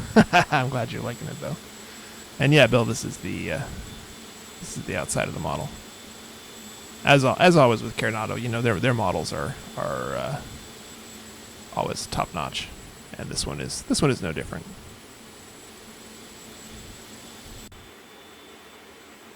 All right, we got another 30 miles or so to our next turn. I would love to know what our ground speed is right now. I have our true speed of 295, but that's not ground speed. I guess I can see we have a 28 knot tailwind. So we're probably doing what? About 325 over the ground? Something like that. Yeah, Carenado's detailing on their models is always great. I don't know anyone who complains about the Carenado models not always looking good, no matter what plane it is. I believe I forgot to thank Sim Captain 1012 for the follow. Appreciate that. Hope you're having a good evening. Thanks for following.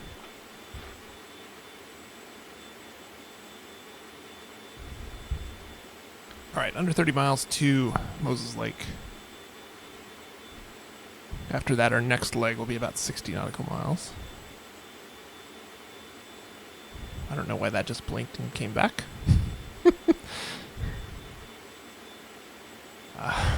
Everything's fine. Everything's fine.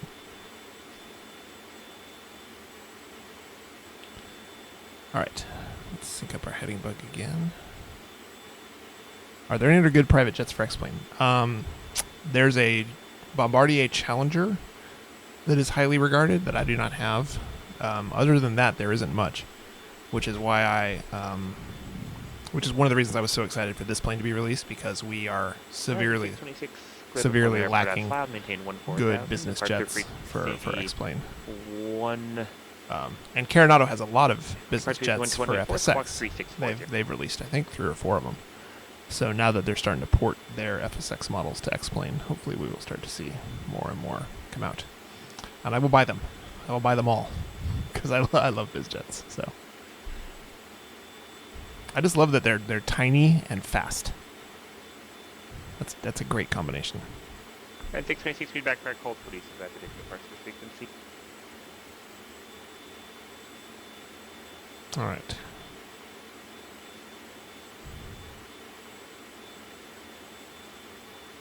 116.0 is our next. That's in our standby right now. Get this back to selecting number 1. So basically my plan is, I'll talk through this because then I can make sure I do it right. When this magic number gets down to 0, that will mean we're at Moses Lake. Moses Lake is right here. our next leg will be to fly directly to Yakima. So I have Yakima 116.0 in the backup. My plan is to switch the backup to the active. That will then update this display. We'll have to sync the radial real quick to find our new course, but you can do that in this plane by just clicking the knob, so that should take just a sec. And then we'll be flying that 60 or so miles directly to Yakima. And after Yakima, we'll do basically the same thing to Battleground, which is the next VOR in our series. And either right after Battleground or more likely before we get there, we will probably get approach instructions. But you can see Moses Lake is approaching right there. That's the airport. I don't know why it's not quite lined up vertically. I feel like it should be, but close enough. Cabin tour quickly, you bet. Sure can. Turn around here. You know, it's small. These things are designed for really pilot owners more than anything. You've got a little seat back here. You got 4 seats, 2 in the front. Contact NorCal approach. I don't know much about the weights of this plane. I don't know if you can actually fly 6 seats and 6 passengers and full bags and full fuel. But yeah, these things are they're not big. They're meant for going places in a hurry with you and a couple of your friends. So, but it is nicely modeled. It's a simple plane. There's not yeah, cute and small, exactly. There's not much to do in terms of systems management when you're tootling around here. We should keep an eye on our fuel. Yeah, fuel flow per hour, 72 off each side, 546 in the tanks on each side. So we've got like 7 hours of cruise fuel. This thing can go pretty far. We're low too. We're only at 16,000. I have no idea what the service ceiling is of this thing. I would actually love to know that. If someone can look that up, that'd be great. Backwards Dirty asks if this plane is working on X-Plane 11. That's a great question. I do not know the answer myself. I believe it is. I believe it is tested in X-Plane 11. I saw people mentioning X-Plane 11 stuff for it, so that tells me it probably is, but I don't know for sure myself. I must say I'm not too interested in X-Plane 11 until it goes final. Until it's a final release, I'm not very interested in testing X-Plane 11. When I stream and fly, I like stuff to work. And I don't like to find other people's bugs. I'm a software person by day, so finding bugs in my own stuff is what I do all day long. Why won't this turn? Speaking of bugs, I cannot get this to go to 29901 without freaking out on me. It's really weird. And Bill streams, this is X-Plane version 10. Alright. Here we are. The big moment. Moses Lake, this is counting down from 5. So oddly enough, even with all this fancy electronics, the navigating that we're doing right now using these VORs is something you would have been able to do in just about any plane from the last 50 years. We're not using the GPS. We're not using a flight management system. We're just using good old VORs. VORs and DMEs.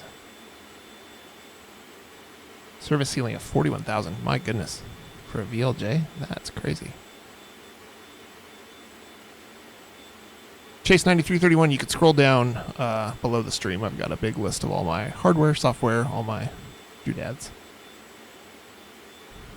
It's all there for you. Yeah, 17 should be the last beta, hopefully. We'll see, though.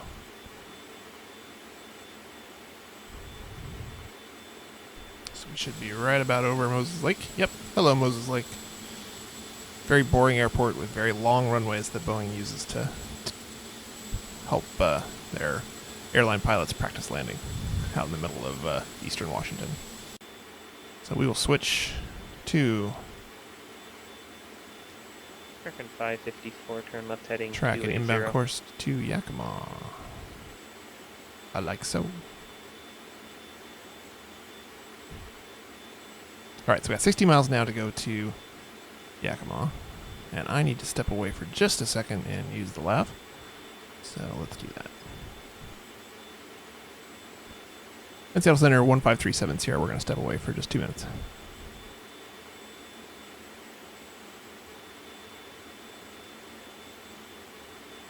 Okay. I'll be right back.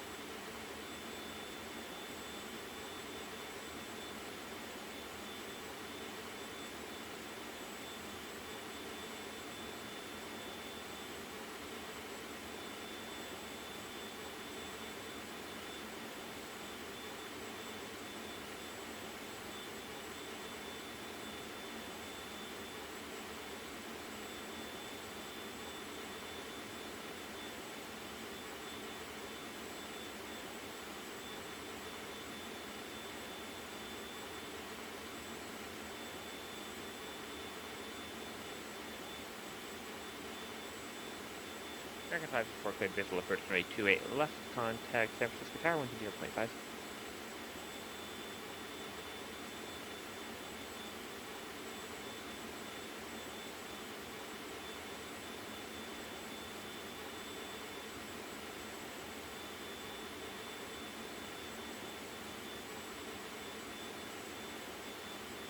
All right. Much better. Anything happened while I was gone? No radio calls or nothing?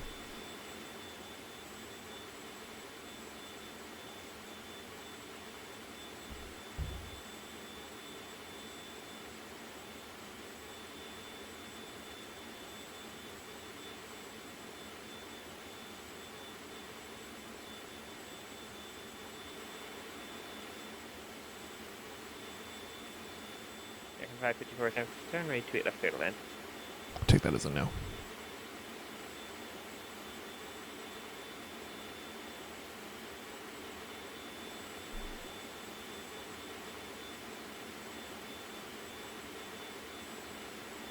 Yeah, scenery does look good out here. I have not flown this route before.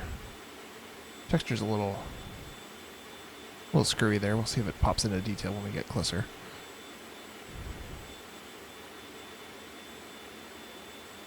And Stormy Flyer, good evening, sir. Don't think I've seen you on the chat, so good to see you. Thanks for tuning in. Appreciate you stopping in.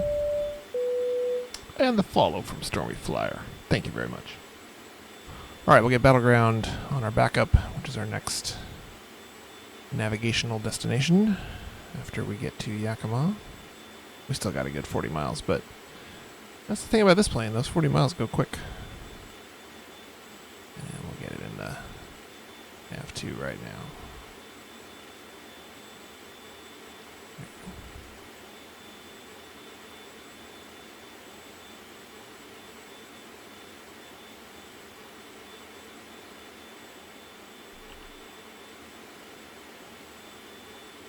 I mean, Stormy Flyer, it's the same thing, is my understanding.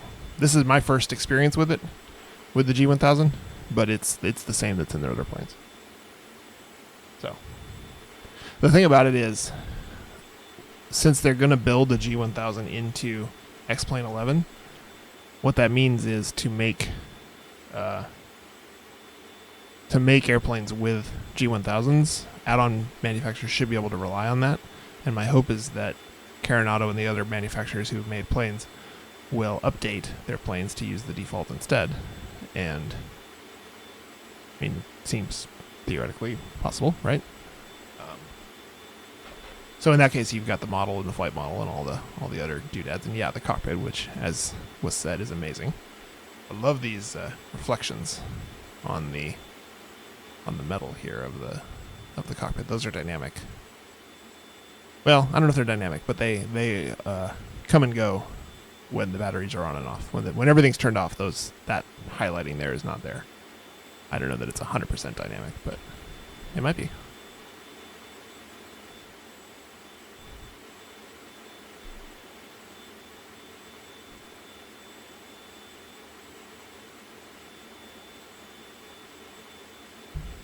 Yeah, the default should be good.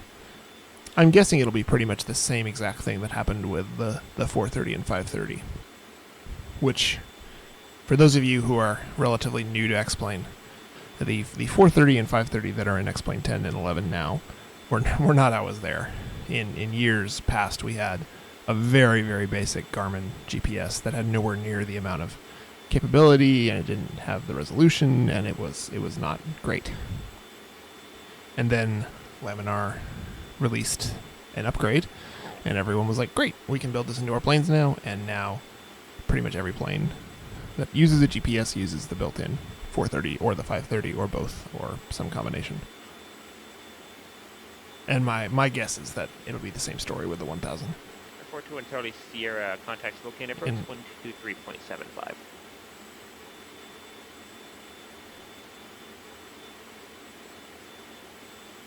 In Philip we trust, exactly. And Outspoken T, hello, good evening to you, sir. Hope you're doing well. The difference between ortho scenery and HD mesh. So ortho is the textures that you see. Mesh is just the polygons that are underneath it. 421 Charlie Sierra, Spokane approach, expect the visual approach. So these irrigation circles, that's all ortho. The actual geometry of the hills and so on is provided by the mesh. So the texture, the visual texture that goes over the mesh is also ortho for XP, of course. And the mesh already also has details like coastlines and rivers and all that stuff. Right, then 626 police reports of clearance sort of not airborne by And 0440. yeah, I use both. Time now 0424. Most people who use ortho use the HD mesh as well. Coop 1019, thanks for the follow. Appreciate that. Welcome aboard.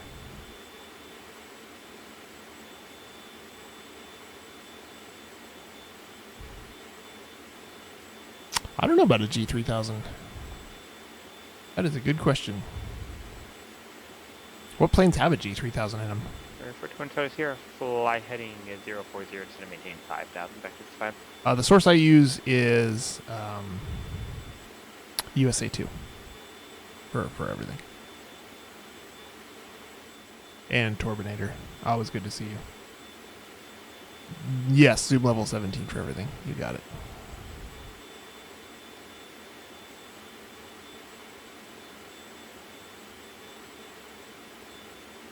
The new version of the Phenom has a G3000. Okay, I see.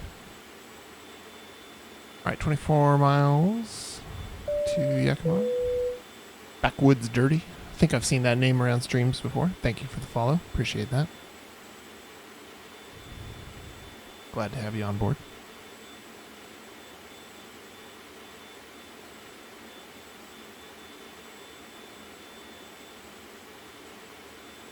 Alright, we're set for 116.6, which will be Battleground in about 20 miles. We'll do exactly the same thing we just did over Yakima, or over Moses Lake, of switching the nav, sinking the course, and then the plane will intercept it. Sim Captain 1012 says, what space for the entire US? That depends 100% on the zoom level.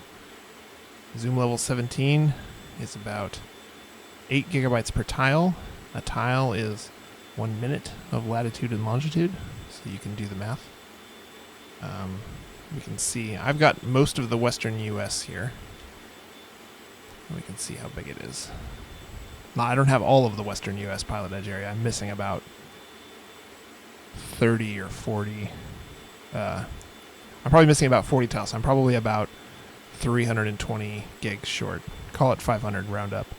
But once that's done counting, we'll go see how much space mine is taking up. But yeah, I mean, it's hard to beat ortho, right? It's free. It looks great. It makes these cruise flights that much more interesting to have something to look at. That's not just a bunch of autogen farms and that sort of thing. Like, you can follow real roads. That's cool. You can see real rivers and real cities, and mountains look great. Yeah, this is a nice one. This is one of the 6 that come with it. We switched when we were on the ground in Spokane just now, so. Still counting. Nope, still going. 6 yeah, gonna write it.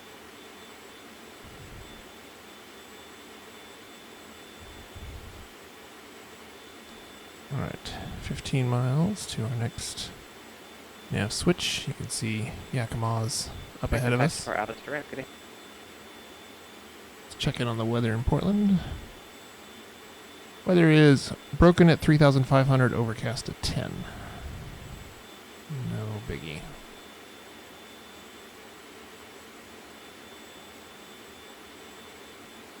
We'll probably do an ILS approach. 752, roger. Just so I can get the experience with it.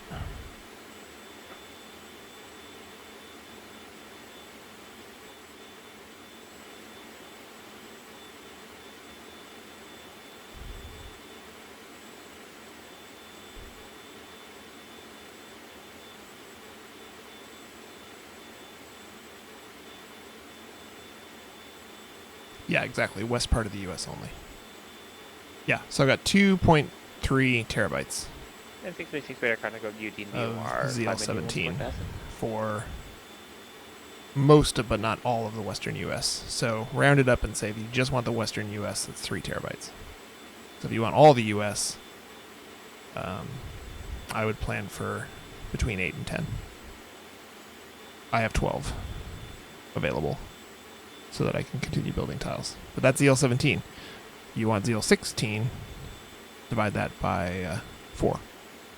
So, gives you an idea. I had ZL-16 for all of Pilot Edge's area, and that was just under 1 terabyte. So if you have 1 terabyte, you can do ZL-16 for all of Pilot Edge.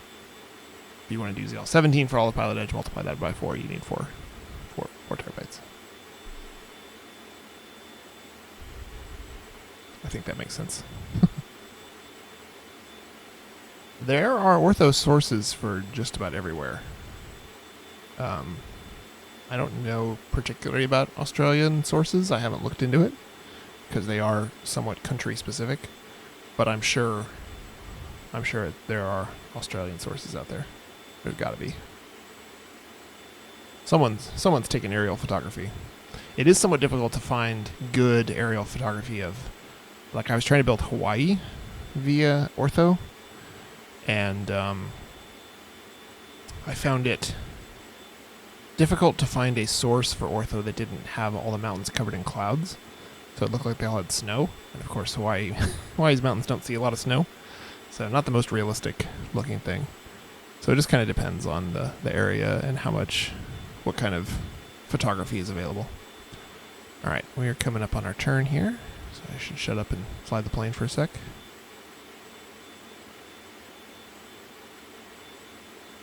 Should be right over Yakima. Just about. Yep, there's the city. Airport's over there. Perfect. Let's go ahead and make that turn to Battleground. Let's even do it on the right nav radio. There we go.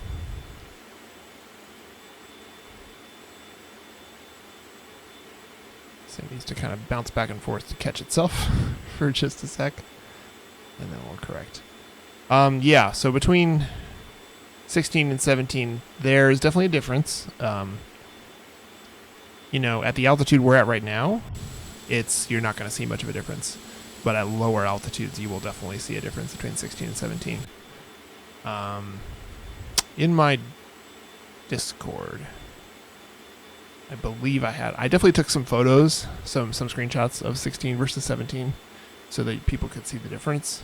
I think it was about 2 or 3 weeks ago.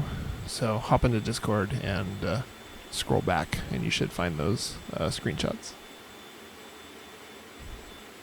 Alright, 100 miles to go to Battleground. And like I said earlier, I doubt we'll get it all the way there. We'll probably get pulled off for vectors somewhere along the way.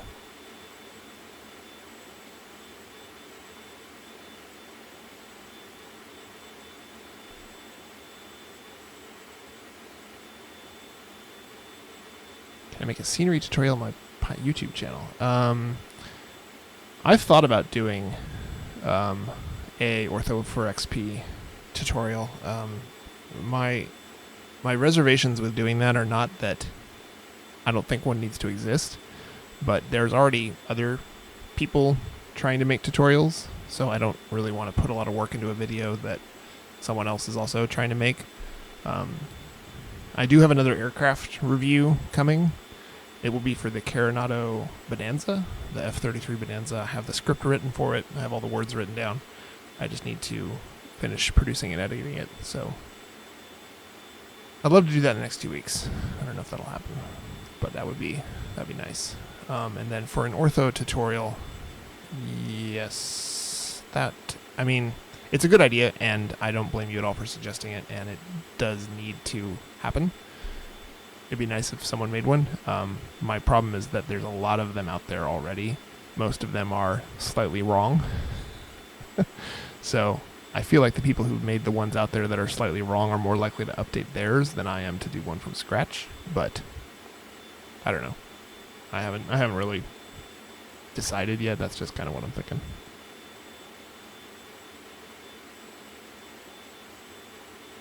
It is something I get a lot of questions about when I'm streaming, and a lot of people make the same mistakes when they're trying to set up ortho, and it seems like the kind of thing that I'm surprised there's not more comprehensive tutorials about it. But it's kind of a weird program. Like, it's kind of a non-intuitive, clunky program. I was trying to explain it to Keith today, and Keith is a pretty smart guy. Like, he's at least as smart as I am.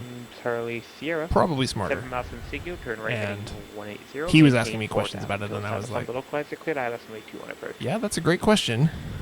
That's not obvious. It doesn't work as you expected.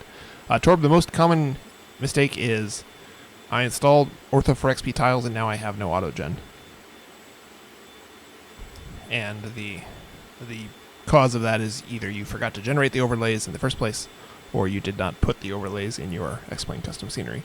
I must have explained that process to probably 15 people by now, between my Discord and the Pilot Edge Discord and everything else.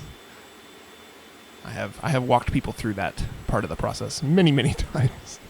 I think I even did it once on YouTube, or Cat's YouTube. Oh, you know what? That reminds me. One sec.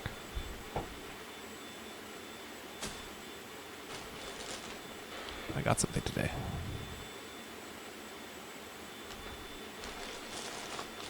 Yeah, exactly. Getting started stuff.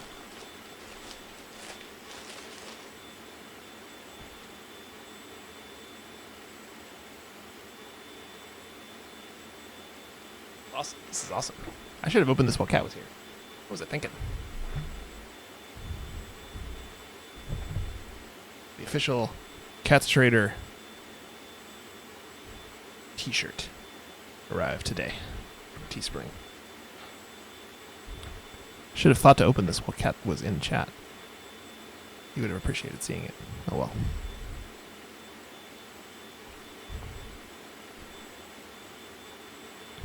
Sim Captain, catch up with me in Discord after the stream, and I can send you a link to a YouTube that I saw. I don't want to search for it right now and pull it up, but remind me in Discord, and I'll help you out with that.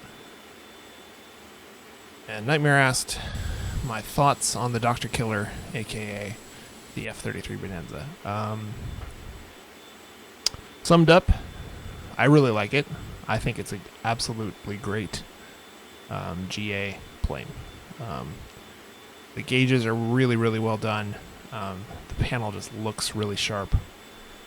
It is probably one of my favorite planes to fly GA. It's been around for a few years.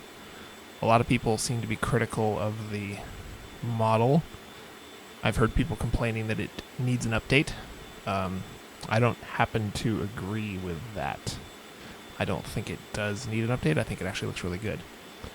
Yeah, the reality expansion pack. So here's what I'm doing.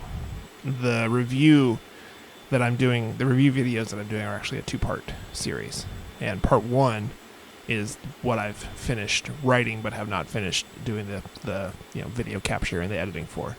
And the part 1 will be without the reality expansion pack. So just the plane itself.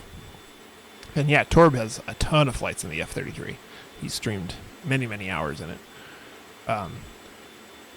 Part 2 of the video review will be after I install and get used to the reality expansion pack. So you'll be able to see kind of both before and after what I think of the plane by itself, and then also what the RAP adds. So, Dolphins Fart. That's an excellent username. Well done, sir, and thank you for the follow. Welcome aboard. And absolutely, there's the YouTube link. Just crossed 100 subs a couple weeks ago. Report to Minnesota Sierra type Super stoked about that. And like I said, I posted my first video review for the Commander 500 a couple weeks ago. That got some really good feedback, and people seem to enjoy that. So yeah, next will be the 2-part review for the F-33. That will also be my first exposure to an REP package, the Reality Expansion Enhancement Package, whatever it stands for. REP, you know what it is. I have never bought one of those before, so I'm sort of excited to get it and see the difference that it makes for the plane. But that should be cool, having the 2-part review, so you can see kind of just the main add-on by itself, and then what happens when you add in REP as well. So it says, popped into the stream and popped the back perfectly. Took it as a sign you should follow. That's awesome. That's what we do here. The Tim P all night flight sim and virtual chiropractic services.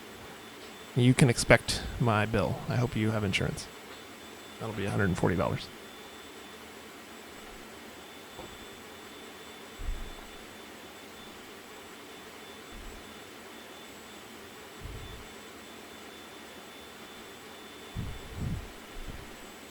Show the map here. You can see our progress. We came out of Spokane and are on our way down to Battleground, which is just north of Vancouver, just north of Portland itself. We'll be right here. So would have just spent it on flight sim stuff. Well, that's what I spend all my money on, so I hear you. I didn't spend as much money on this before I started making videos and making streams. So if you want to really spend money on this, don't get into don't get into creating videos and streams, because it makes you want to spend money even more.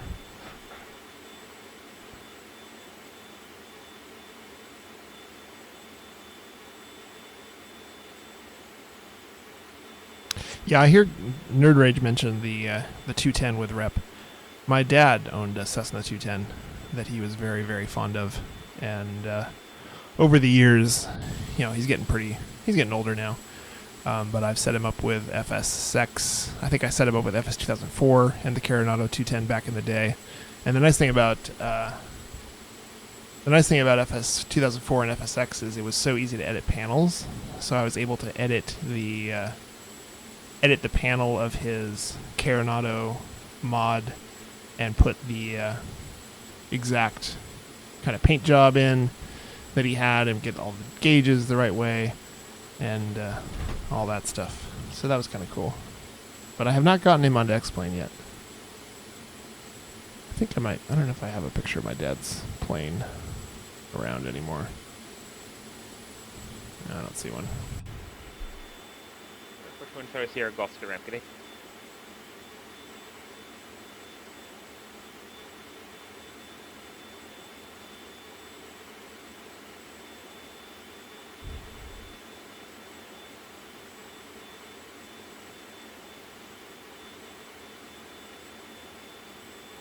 Yeah, Nightmare's hung out with us for a while now. Nightmare, I don't remember when you came on board. I don't remember if you came on during the Day in the Life challenge or if you were on the bus before then, but I actually have not been streaming that long. I just sort of started in January. So to see things grow the way they are and you know, the growth in the stream has been super cool. I appreciate everyone's support and your clicks and your eyeballs and your chats. Really, chat is the most important thing. I don't care if you follow or not. I don't care if you sub or not. I'm not a partner. I'm not making any money off of anything. But when you chat, then I know you're there, and I have someone to talk to when I'm up here at cruise, and that makes me that makes the time go quickly, and it makes it a lot more fun. So I appreciate everyone watching, and if you have not already said hi in chat, please feel free. Nightmare says he's been foaming about the G1000. Yeah, that sounds about right. The other thing too with Discord, I do have a day job. I have a family. I have other hobbies and interests, so I don't get to stream nearly as much as some other streamers do. But I am in Discord just about all day, every day, when I'm sitting at my desk at work. So if you are a flight sim fan and you want to talk about internet airplanes and maybe you're stuck at a desk all day too, hop on in. 752X rated sim to You are maintain definitely 10,000. welcome. That's as low as I can get you. Boise Airport's 12 o'clock, 11 knots, important to say.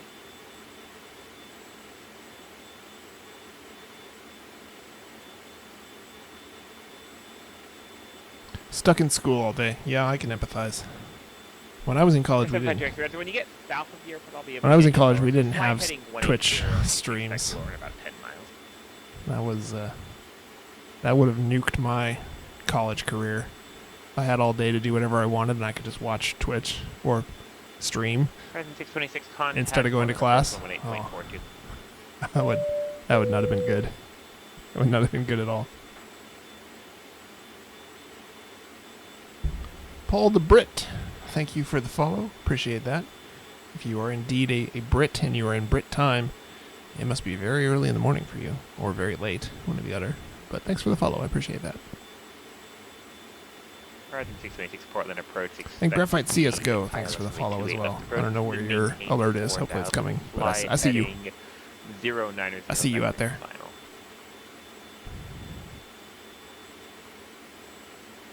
A lot harder to get to class. Yeah, exactly. I would just be...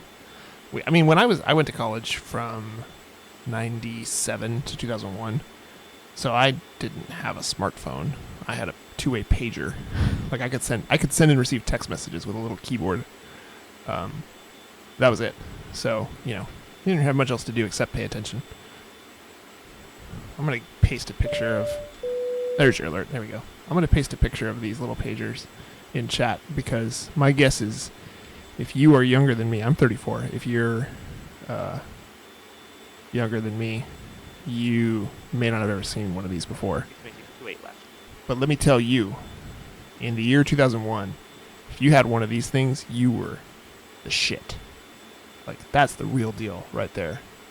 Because you can send and receive text messages with a full keyboard.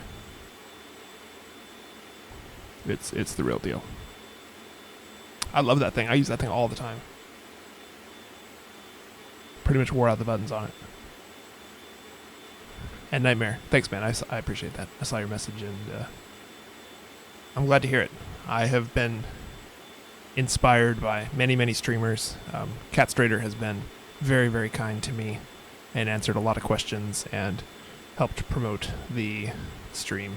And he's been helpful, so if I can pass any of that knowledge and information on to others and get you into streaming, then that is well worth it. Ernie, I know there's plenty of people that are older than me. Believe me, I play in a band, and until recently, I was the youngest guy in the band by 20 years. All the other guys had kids that were my age, so that was my weekly reminder of what the senior citizens of the world were thinking. Turn right heading 110. Those, 50 and olders. Or 1537 Sierra contact Portland approach 124.35. 2435 for 15370. Alright, 12435. I am curious as to Ernie's answer to that question about what the most interesting tech you had. I also noticed my frame rate is just dying here. What is going on? We've just been cruising along and talking here. My frame rate's at 16. This is not good. About 2X, right? Cleared visual approach to the... It's not good at all. Boise Airport. No traffic between you and the airport. Report IFR cancellation. I can't even hardly tune the radio. It's so slow. That sucks. Let me try turning X-Viro off for just a sec. Okay, that helped a little bit. Okay, 2435, there we go. Alright, we'll leave X-Viro off for now. So I get an actually flyable flame rate. It's still in 20, which is not great. Portland approach, Embraer 1537. Sierra is at 16,000. For 1570 Portland approach, expect the ILS runway 28 right approach, and I maintain 5,000. Down to 5,000, we'll expect ILS 28 right for 15370. Can we get an altimeter?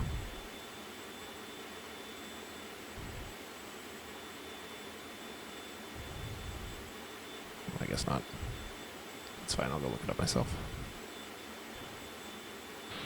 Alright, down to 5,000. We'll slow down for the descent.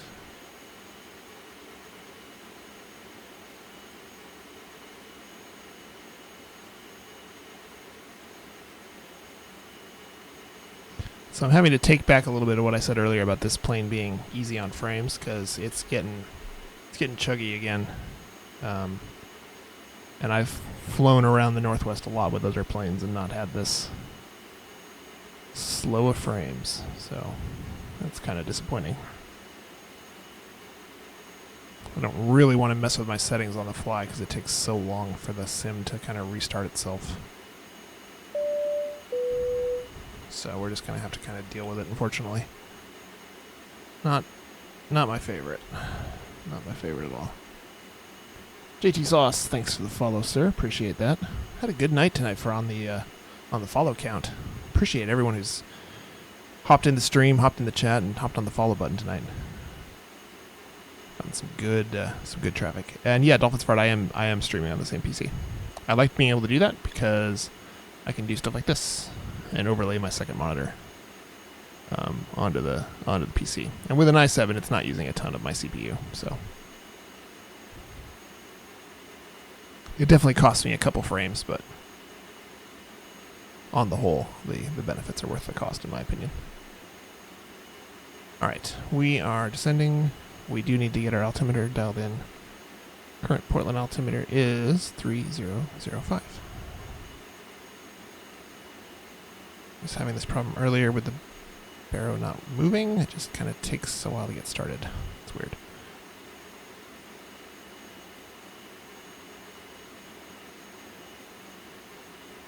No problem.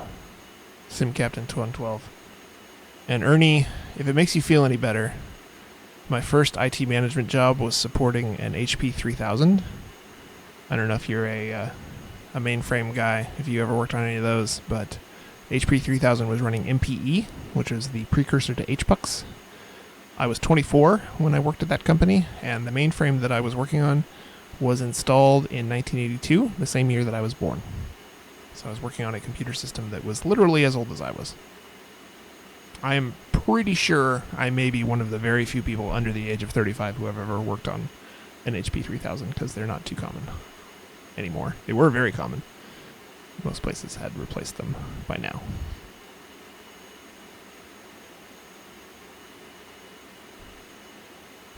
But yeah, Dolphins Fart is correct.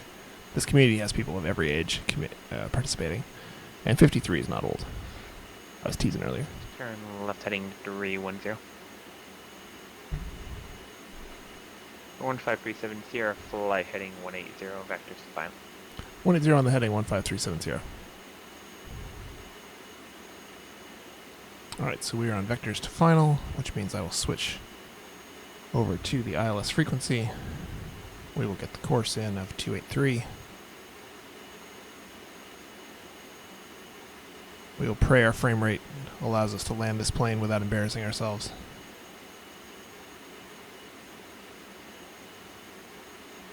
I have never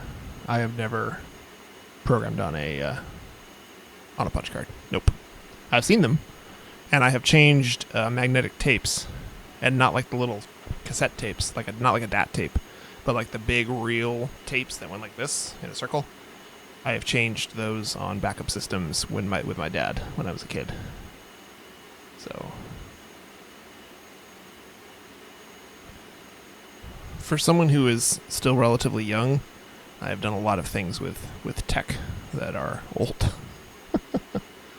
626, 5 miles from Hipster, flighting 310, maintain 4,000 until established on Little Flizer, cleared ILS 328 left approach. Alright, so Portland is over there, basically.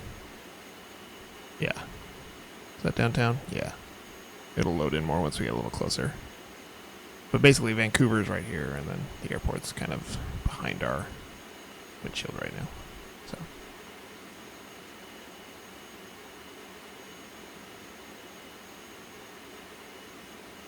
Yeah, it is kind of cool to think about having people, the same people watching this stream are 13 and 53, or in the same stream we have people who are watching who are both 13 and 53. That's a lot of age. And Hamlam, nice. Hamlam out of the woods, confesses to being in the upper 60s. I like it, sir.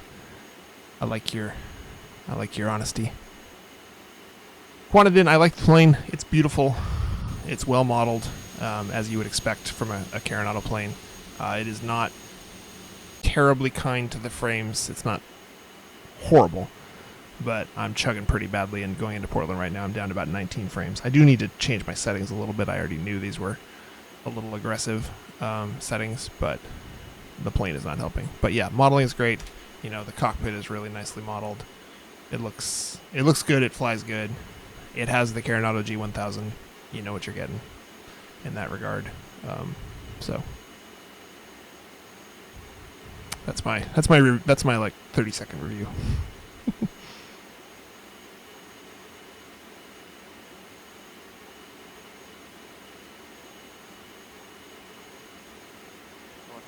Sierra, fly heading 140. Heading 140 for 15370.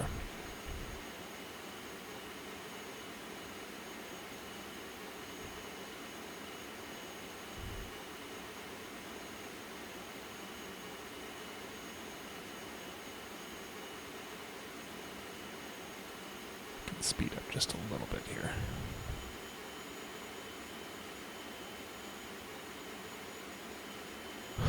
Yeah. Quantadin, I'm glad I could help.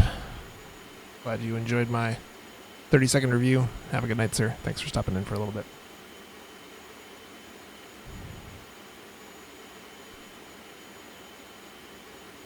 The thing about Flight Sim compared to other gaming communities is I feel like it does attract a much more wide variety of people and variety of demographics. There's not a lot of 70-year-olds who are real into Counter-Strike or League of Legends. None that I know, anyway. But you can regularly encounter people of that age on the virtual skies. So Portland Tower. So that's pretty cool, I think. Yeah, exactly. Just like real aviation. You got it. All right. We can go ahead and probably throw Portland Tower in our standby comm. For 28 right, it is 1187. I should know that. I live in Portland, by the way. That's one of the reasons I selected this route.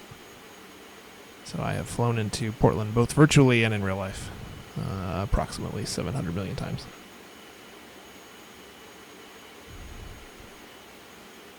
K. Adams, I am not a Pilot Edge controller at the moment. I have some VATSIM ATC experience. I was an instructor for ATC on VATSIM, so I know the general lay of the Turn right 28 left, Quidland. I know the general lay of the land, but controlling on PE is another whole other bag of tricks from doing something like VATSIM. And I've done a very little bit of their training and decided pretty quickly I didn't have the time necessary to put into it. And I have a full-time job as it is, so.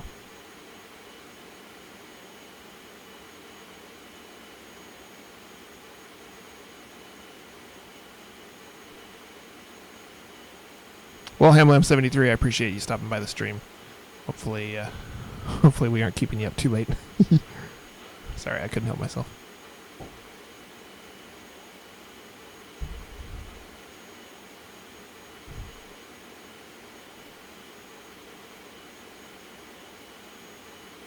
Alright, I'll pull up this chart and you can see it real quick. Basically, we're just kind of coming around to the south here, and then we'll come in and land. So I've got the course in, I've got the frequency in. Missed approach will be climb to 600, then a right turn to 4200, climbing direct to battleground. So real simple.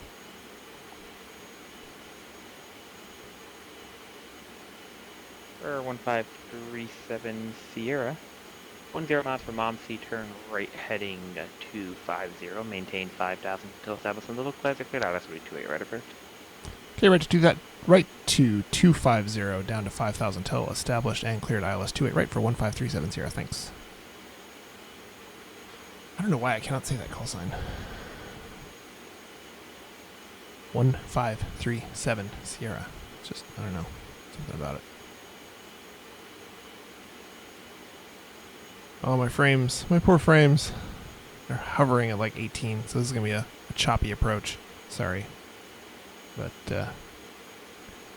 44846, I actually have a video on my YouTube of me attempting to do a go-around at this very airport. And it was kind of a funny story. I initiated a go-around at the precise moment. I initiated a go-around because there was another aircraft on the runway, and he was going to clear the runway. Well, it was not really going to be a problem, but I couldn't tell, and I thought a go-around would make for interesting stream. So I decided I would do a go-around. Now, little did I know that at the precise moment that I initiated my go-around, the controller, Keith, my good friend, alleged friend, chose to initiate a engine failure. So I was in full go-around thrust, and literally it was like to the second of when this happened, and he initiated this engine failure. So I had full asymmetric thrust and full, and I basically crashed. That's the end of that story. So I will, as we're turning onto the approach here, I will go pull up that video and I will paste the link because it was pretty funny. I got a good laugh out of it. I wasn't mad at all. It made for very entertaining streaming.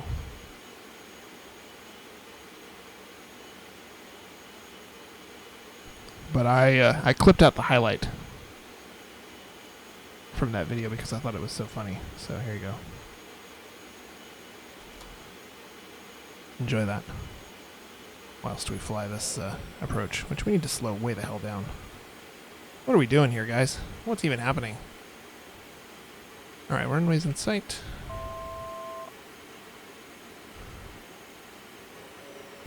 We're just going to slow all the way down.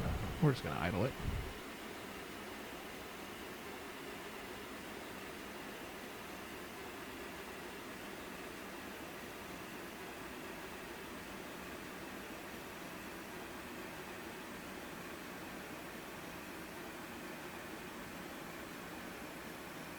I appear to be flying a plane. Yeah, you would think, right?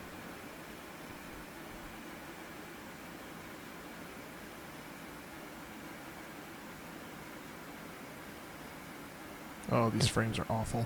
Oh my gosh. 16 frames. Yes, I retract my earlier statements about this plane being light on frames. It is not. It's not even close. Alright, let's go flaps 1. Oh, really slow down. Flaps 2.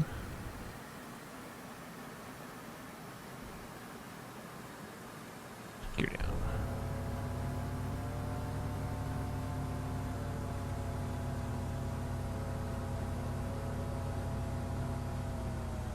And give it some power. Normally I would pull this thing off the autopilot much earlier than I'm going to, but the way this thing is chugging, Horizon 26. it would not go well for me, Parking, so I'm going to let the autopilot fly it in a little bit more. 15370 attack Portland Tower. Over tower, so yeah, 1437 Sierra. God, I can't say that.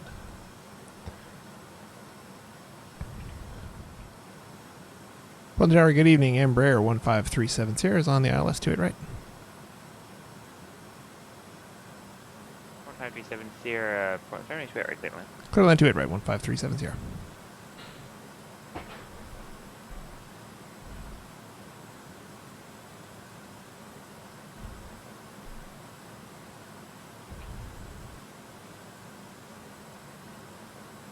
Pretty gnarly tailwind right now. Almost 25 knots. I'm assuming that will drop off as we get lower.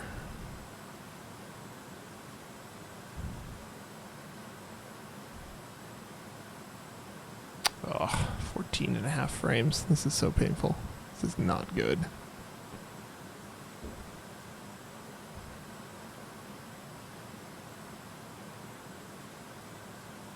GPU's not that loaded, too. It's all CPU. My GPU load's under 50%. So, yeah, it's all CPU time. Ugh.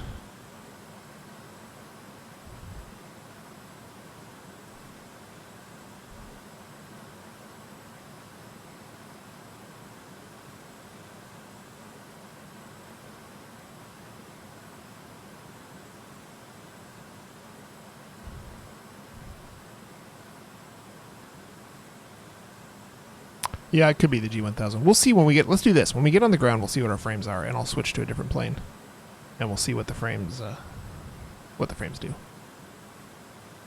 I'll be interested to see that. All right, gear down. Flaps are good. Speed is a little fast, but that's okay. We're still a good, what? Yeah, 7 miles out, so. On glide slope, on localizer, everything else looks fine.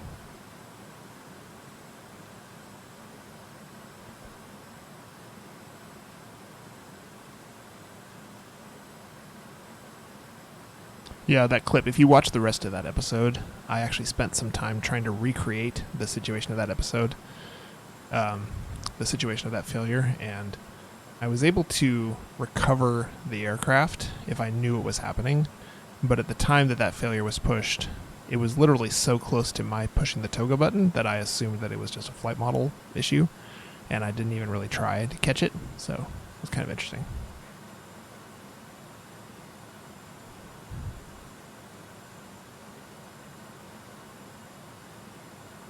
Alright, let's slow down a little more. Try not to float it as bad as we did early.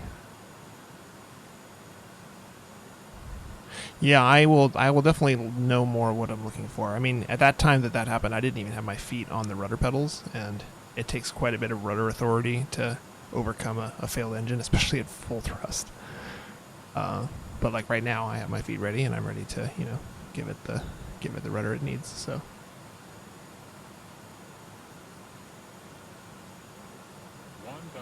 Alright. Let's slow down. I didn't care though. It didn't bother me that I crashed. It was an interesting stream. More people thought the crash was interesting than would have thought a routine landing was interesting, so. That didn't bother me. Camlam, you might be interested to know I grew up in Riverside, California.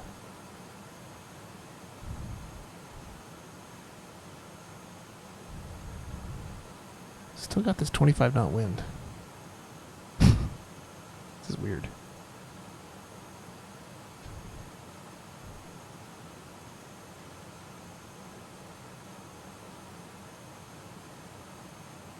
I'm waiting for it to die. I'm waiting for it to just die on me here. Once we get low enough.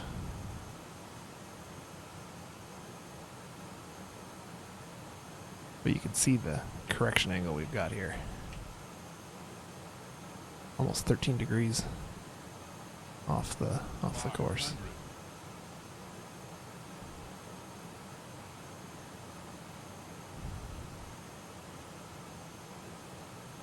Well, this is going to be painful. This wind keeps up. And the low frame rate. I don't know if you've ever tried to land a sim with low frame rate.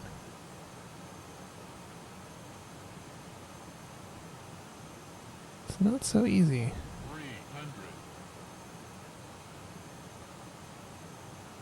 We'll go down to 200 here.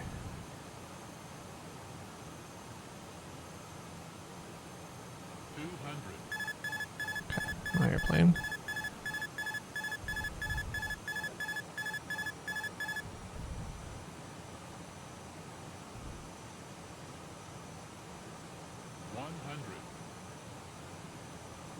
Just gonna get this wind all the way down, I guess. 50, 40, 30, 20, 10,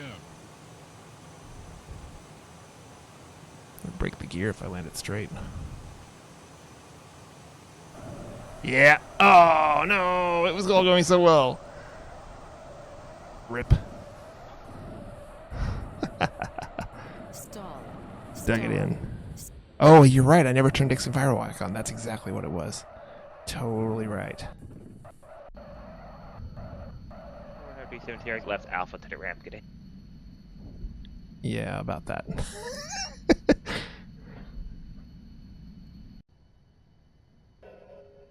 So another interesting thing happened. Here, let me disconnect. Another interesting thing happened on that.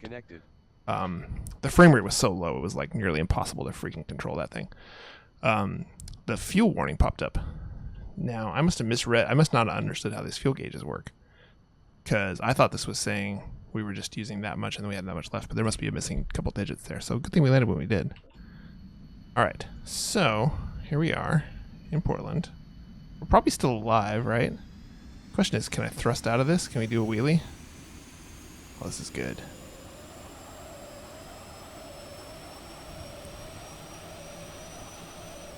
I can't get the tail to come up though because it's stuck on the ground. Alright, that's funny. Alright, so let's do this. We'll go back and look at the replay because I think it'll be interesting. This was nowhere close to a normal crosswind landing, partially because the airplane was like not easily controlled. But you'll see what happened here. It was all going pretty well, and I was trying to straighten it out so that we didn't snap the wheels off.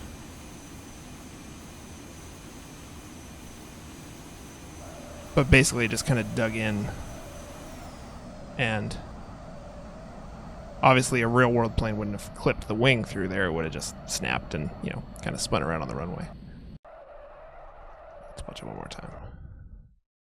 You can see the crab angle there is like crazy. And I'm not that great of a sim pilot, so not being able to land a crab angle of this intensity is not surprising to me.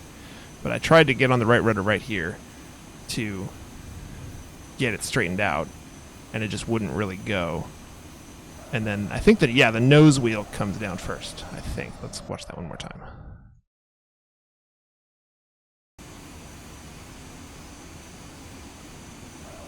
Yeah, not first, but the right main and the nose kind of dug in together, and that's what made us kind of spin around. So, that is okay with me, though. Anytime I can land in that kind of condition, that's good practice. Because I don't get to do that a lot, even though in this case it was caused by X-Enviro not being on. But there is one more thing I wanted to do. So, on the ground right now, we're getting 14.5 frames per second, which, like I said, was definitely a contributing factor to not being able to land that. Not being able to land that. No, I disconnected before going in the replay, don't worry.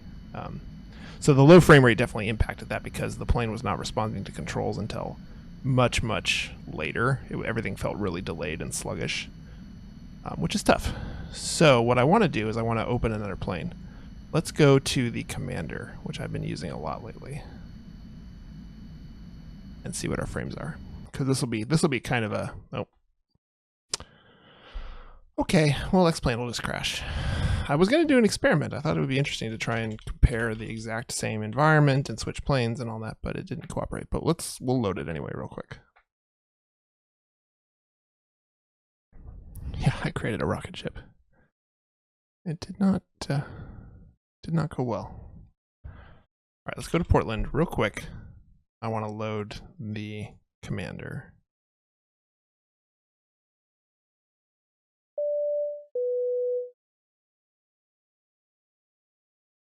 Willie Fresh 167, thanks for the follow. If that sort of shenanigans is what you like, then come to this stream. Yeah, I was pretty slow on the approach as well. And the only reason I was that slow was because when I tried to land this plane earlier in John Wayne, I got it down just fine, but it floated quite a bit. So I was trying to slow it down. To be fair, that's the second time I've tried to land this aircraft. So I give myself a little grace for that. I'm pretty sure if you're learning how to fly planes, you don't do your second landing with a 25 knot tailwind. 25 knots like 30 degrees across the tail. That's probably not part of a normal pilot training syllabus, is my guess. But we did what we came to do, which was to test the plane in terms of cross-country navigation and so on. But yeah, I do want to check the frames real quick sitting on the ground. I'm not planning to do another flight because it's getting fairly late here as well. Nightmare, thanks for stopping in, man. Thanks for the chat. Appreciate your opinions, as always, about various things in Flight Sim. And good luck on your cross-country. Once this thing loads up, we'll do some quick frame checks, and then we'll call it an evening. Because earlier, I was thinking this plane was actually fairly light on the frames, or at least not having much of an impact. But then we got into 15 frame per second territory, even with Xenviro turned off, and that's not good. That is real tricky to fly. K Adams 587, thank you so much for the follow. Appreciate that. All right, so we're sitting at the gate and in Portland. We've got the commander, which I've spent quite a bit of time in, and made several videos of streams in. And I'll sit in the plane. Oops, in the plane with the rain from Xenviro. I'm currently getting 30 frames, 29.5. Everything's turned off. Let's switch to the Embraer if it'll let us. I fly you by. Thank you for the follow. Love the username. Well done. Let's see if it loads us without crashing. Yeah, that's the Mr. X KPDX. That is one of the single best sceneries available for X-Plane, period. The fact that it is free is incredible. But like I said, I've had the privilege to fly out of Portland and into Portland, and in the real world many times. I get to travel a decent amount for my work, and that scenery is just phenomenal. Every detail you could possibly want is correct. It even has the animated light rail train coming and going from the airport, which is just, it blows my mind. All right, so we have 30 frames in the Commander sitting here on the ground. In the Embraer, let's see where it settles. 29, but the G1000 is not turned on because the battery's not on, so let's turn it on real quick.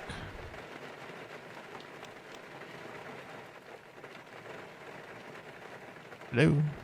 Oh, there we go. Aural warning, okay. Yeah. Stall. Stall. So now we're down to 25 and a half. Pull up. So basically, the G1000 costs us about 3 frames turning on. If it's off, everything's fine, but who cares? You can't fly a plane with no avionics. And now for the real, yeah. So, you know, the model looks nice and everything, but it's the inside view where the frames go down. Outside, if I zoom out a little bit, this is about 33 frames. Inside, it's down to 27-ish. So, I don't know if you can turn off the right-hand one. That's a good question. That would definitely help. I don't know about that. Now, for the real test, an X-plane might well crash on us again. Let me switch to the flight factor, and we'll compare it to that. We'll use our fancy private paint.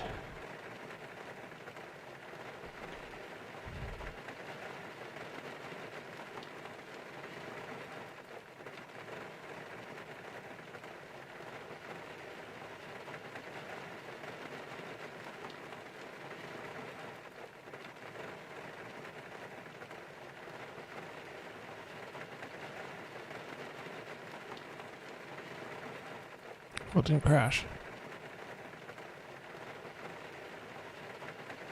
Must admit I'm moderately surprised by that. Yeah, I still have to update it.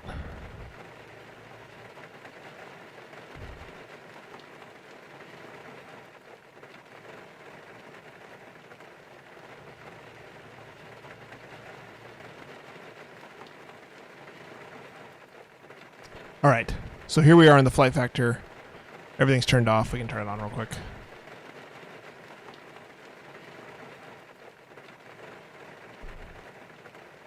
There.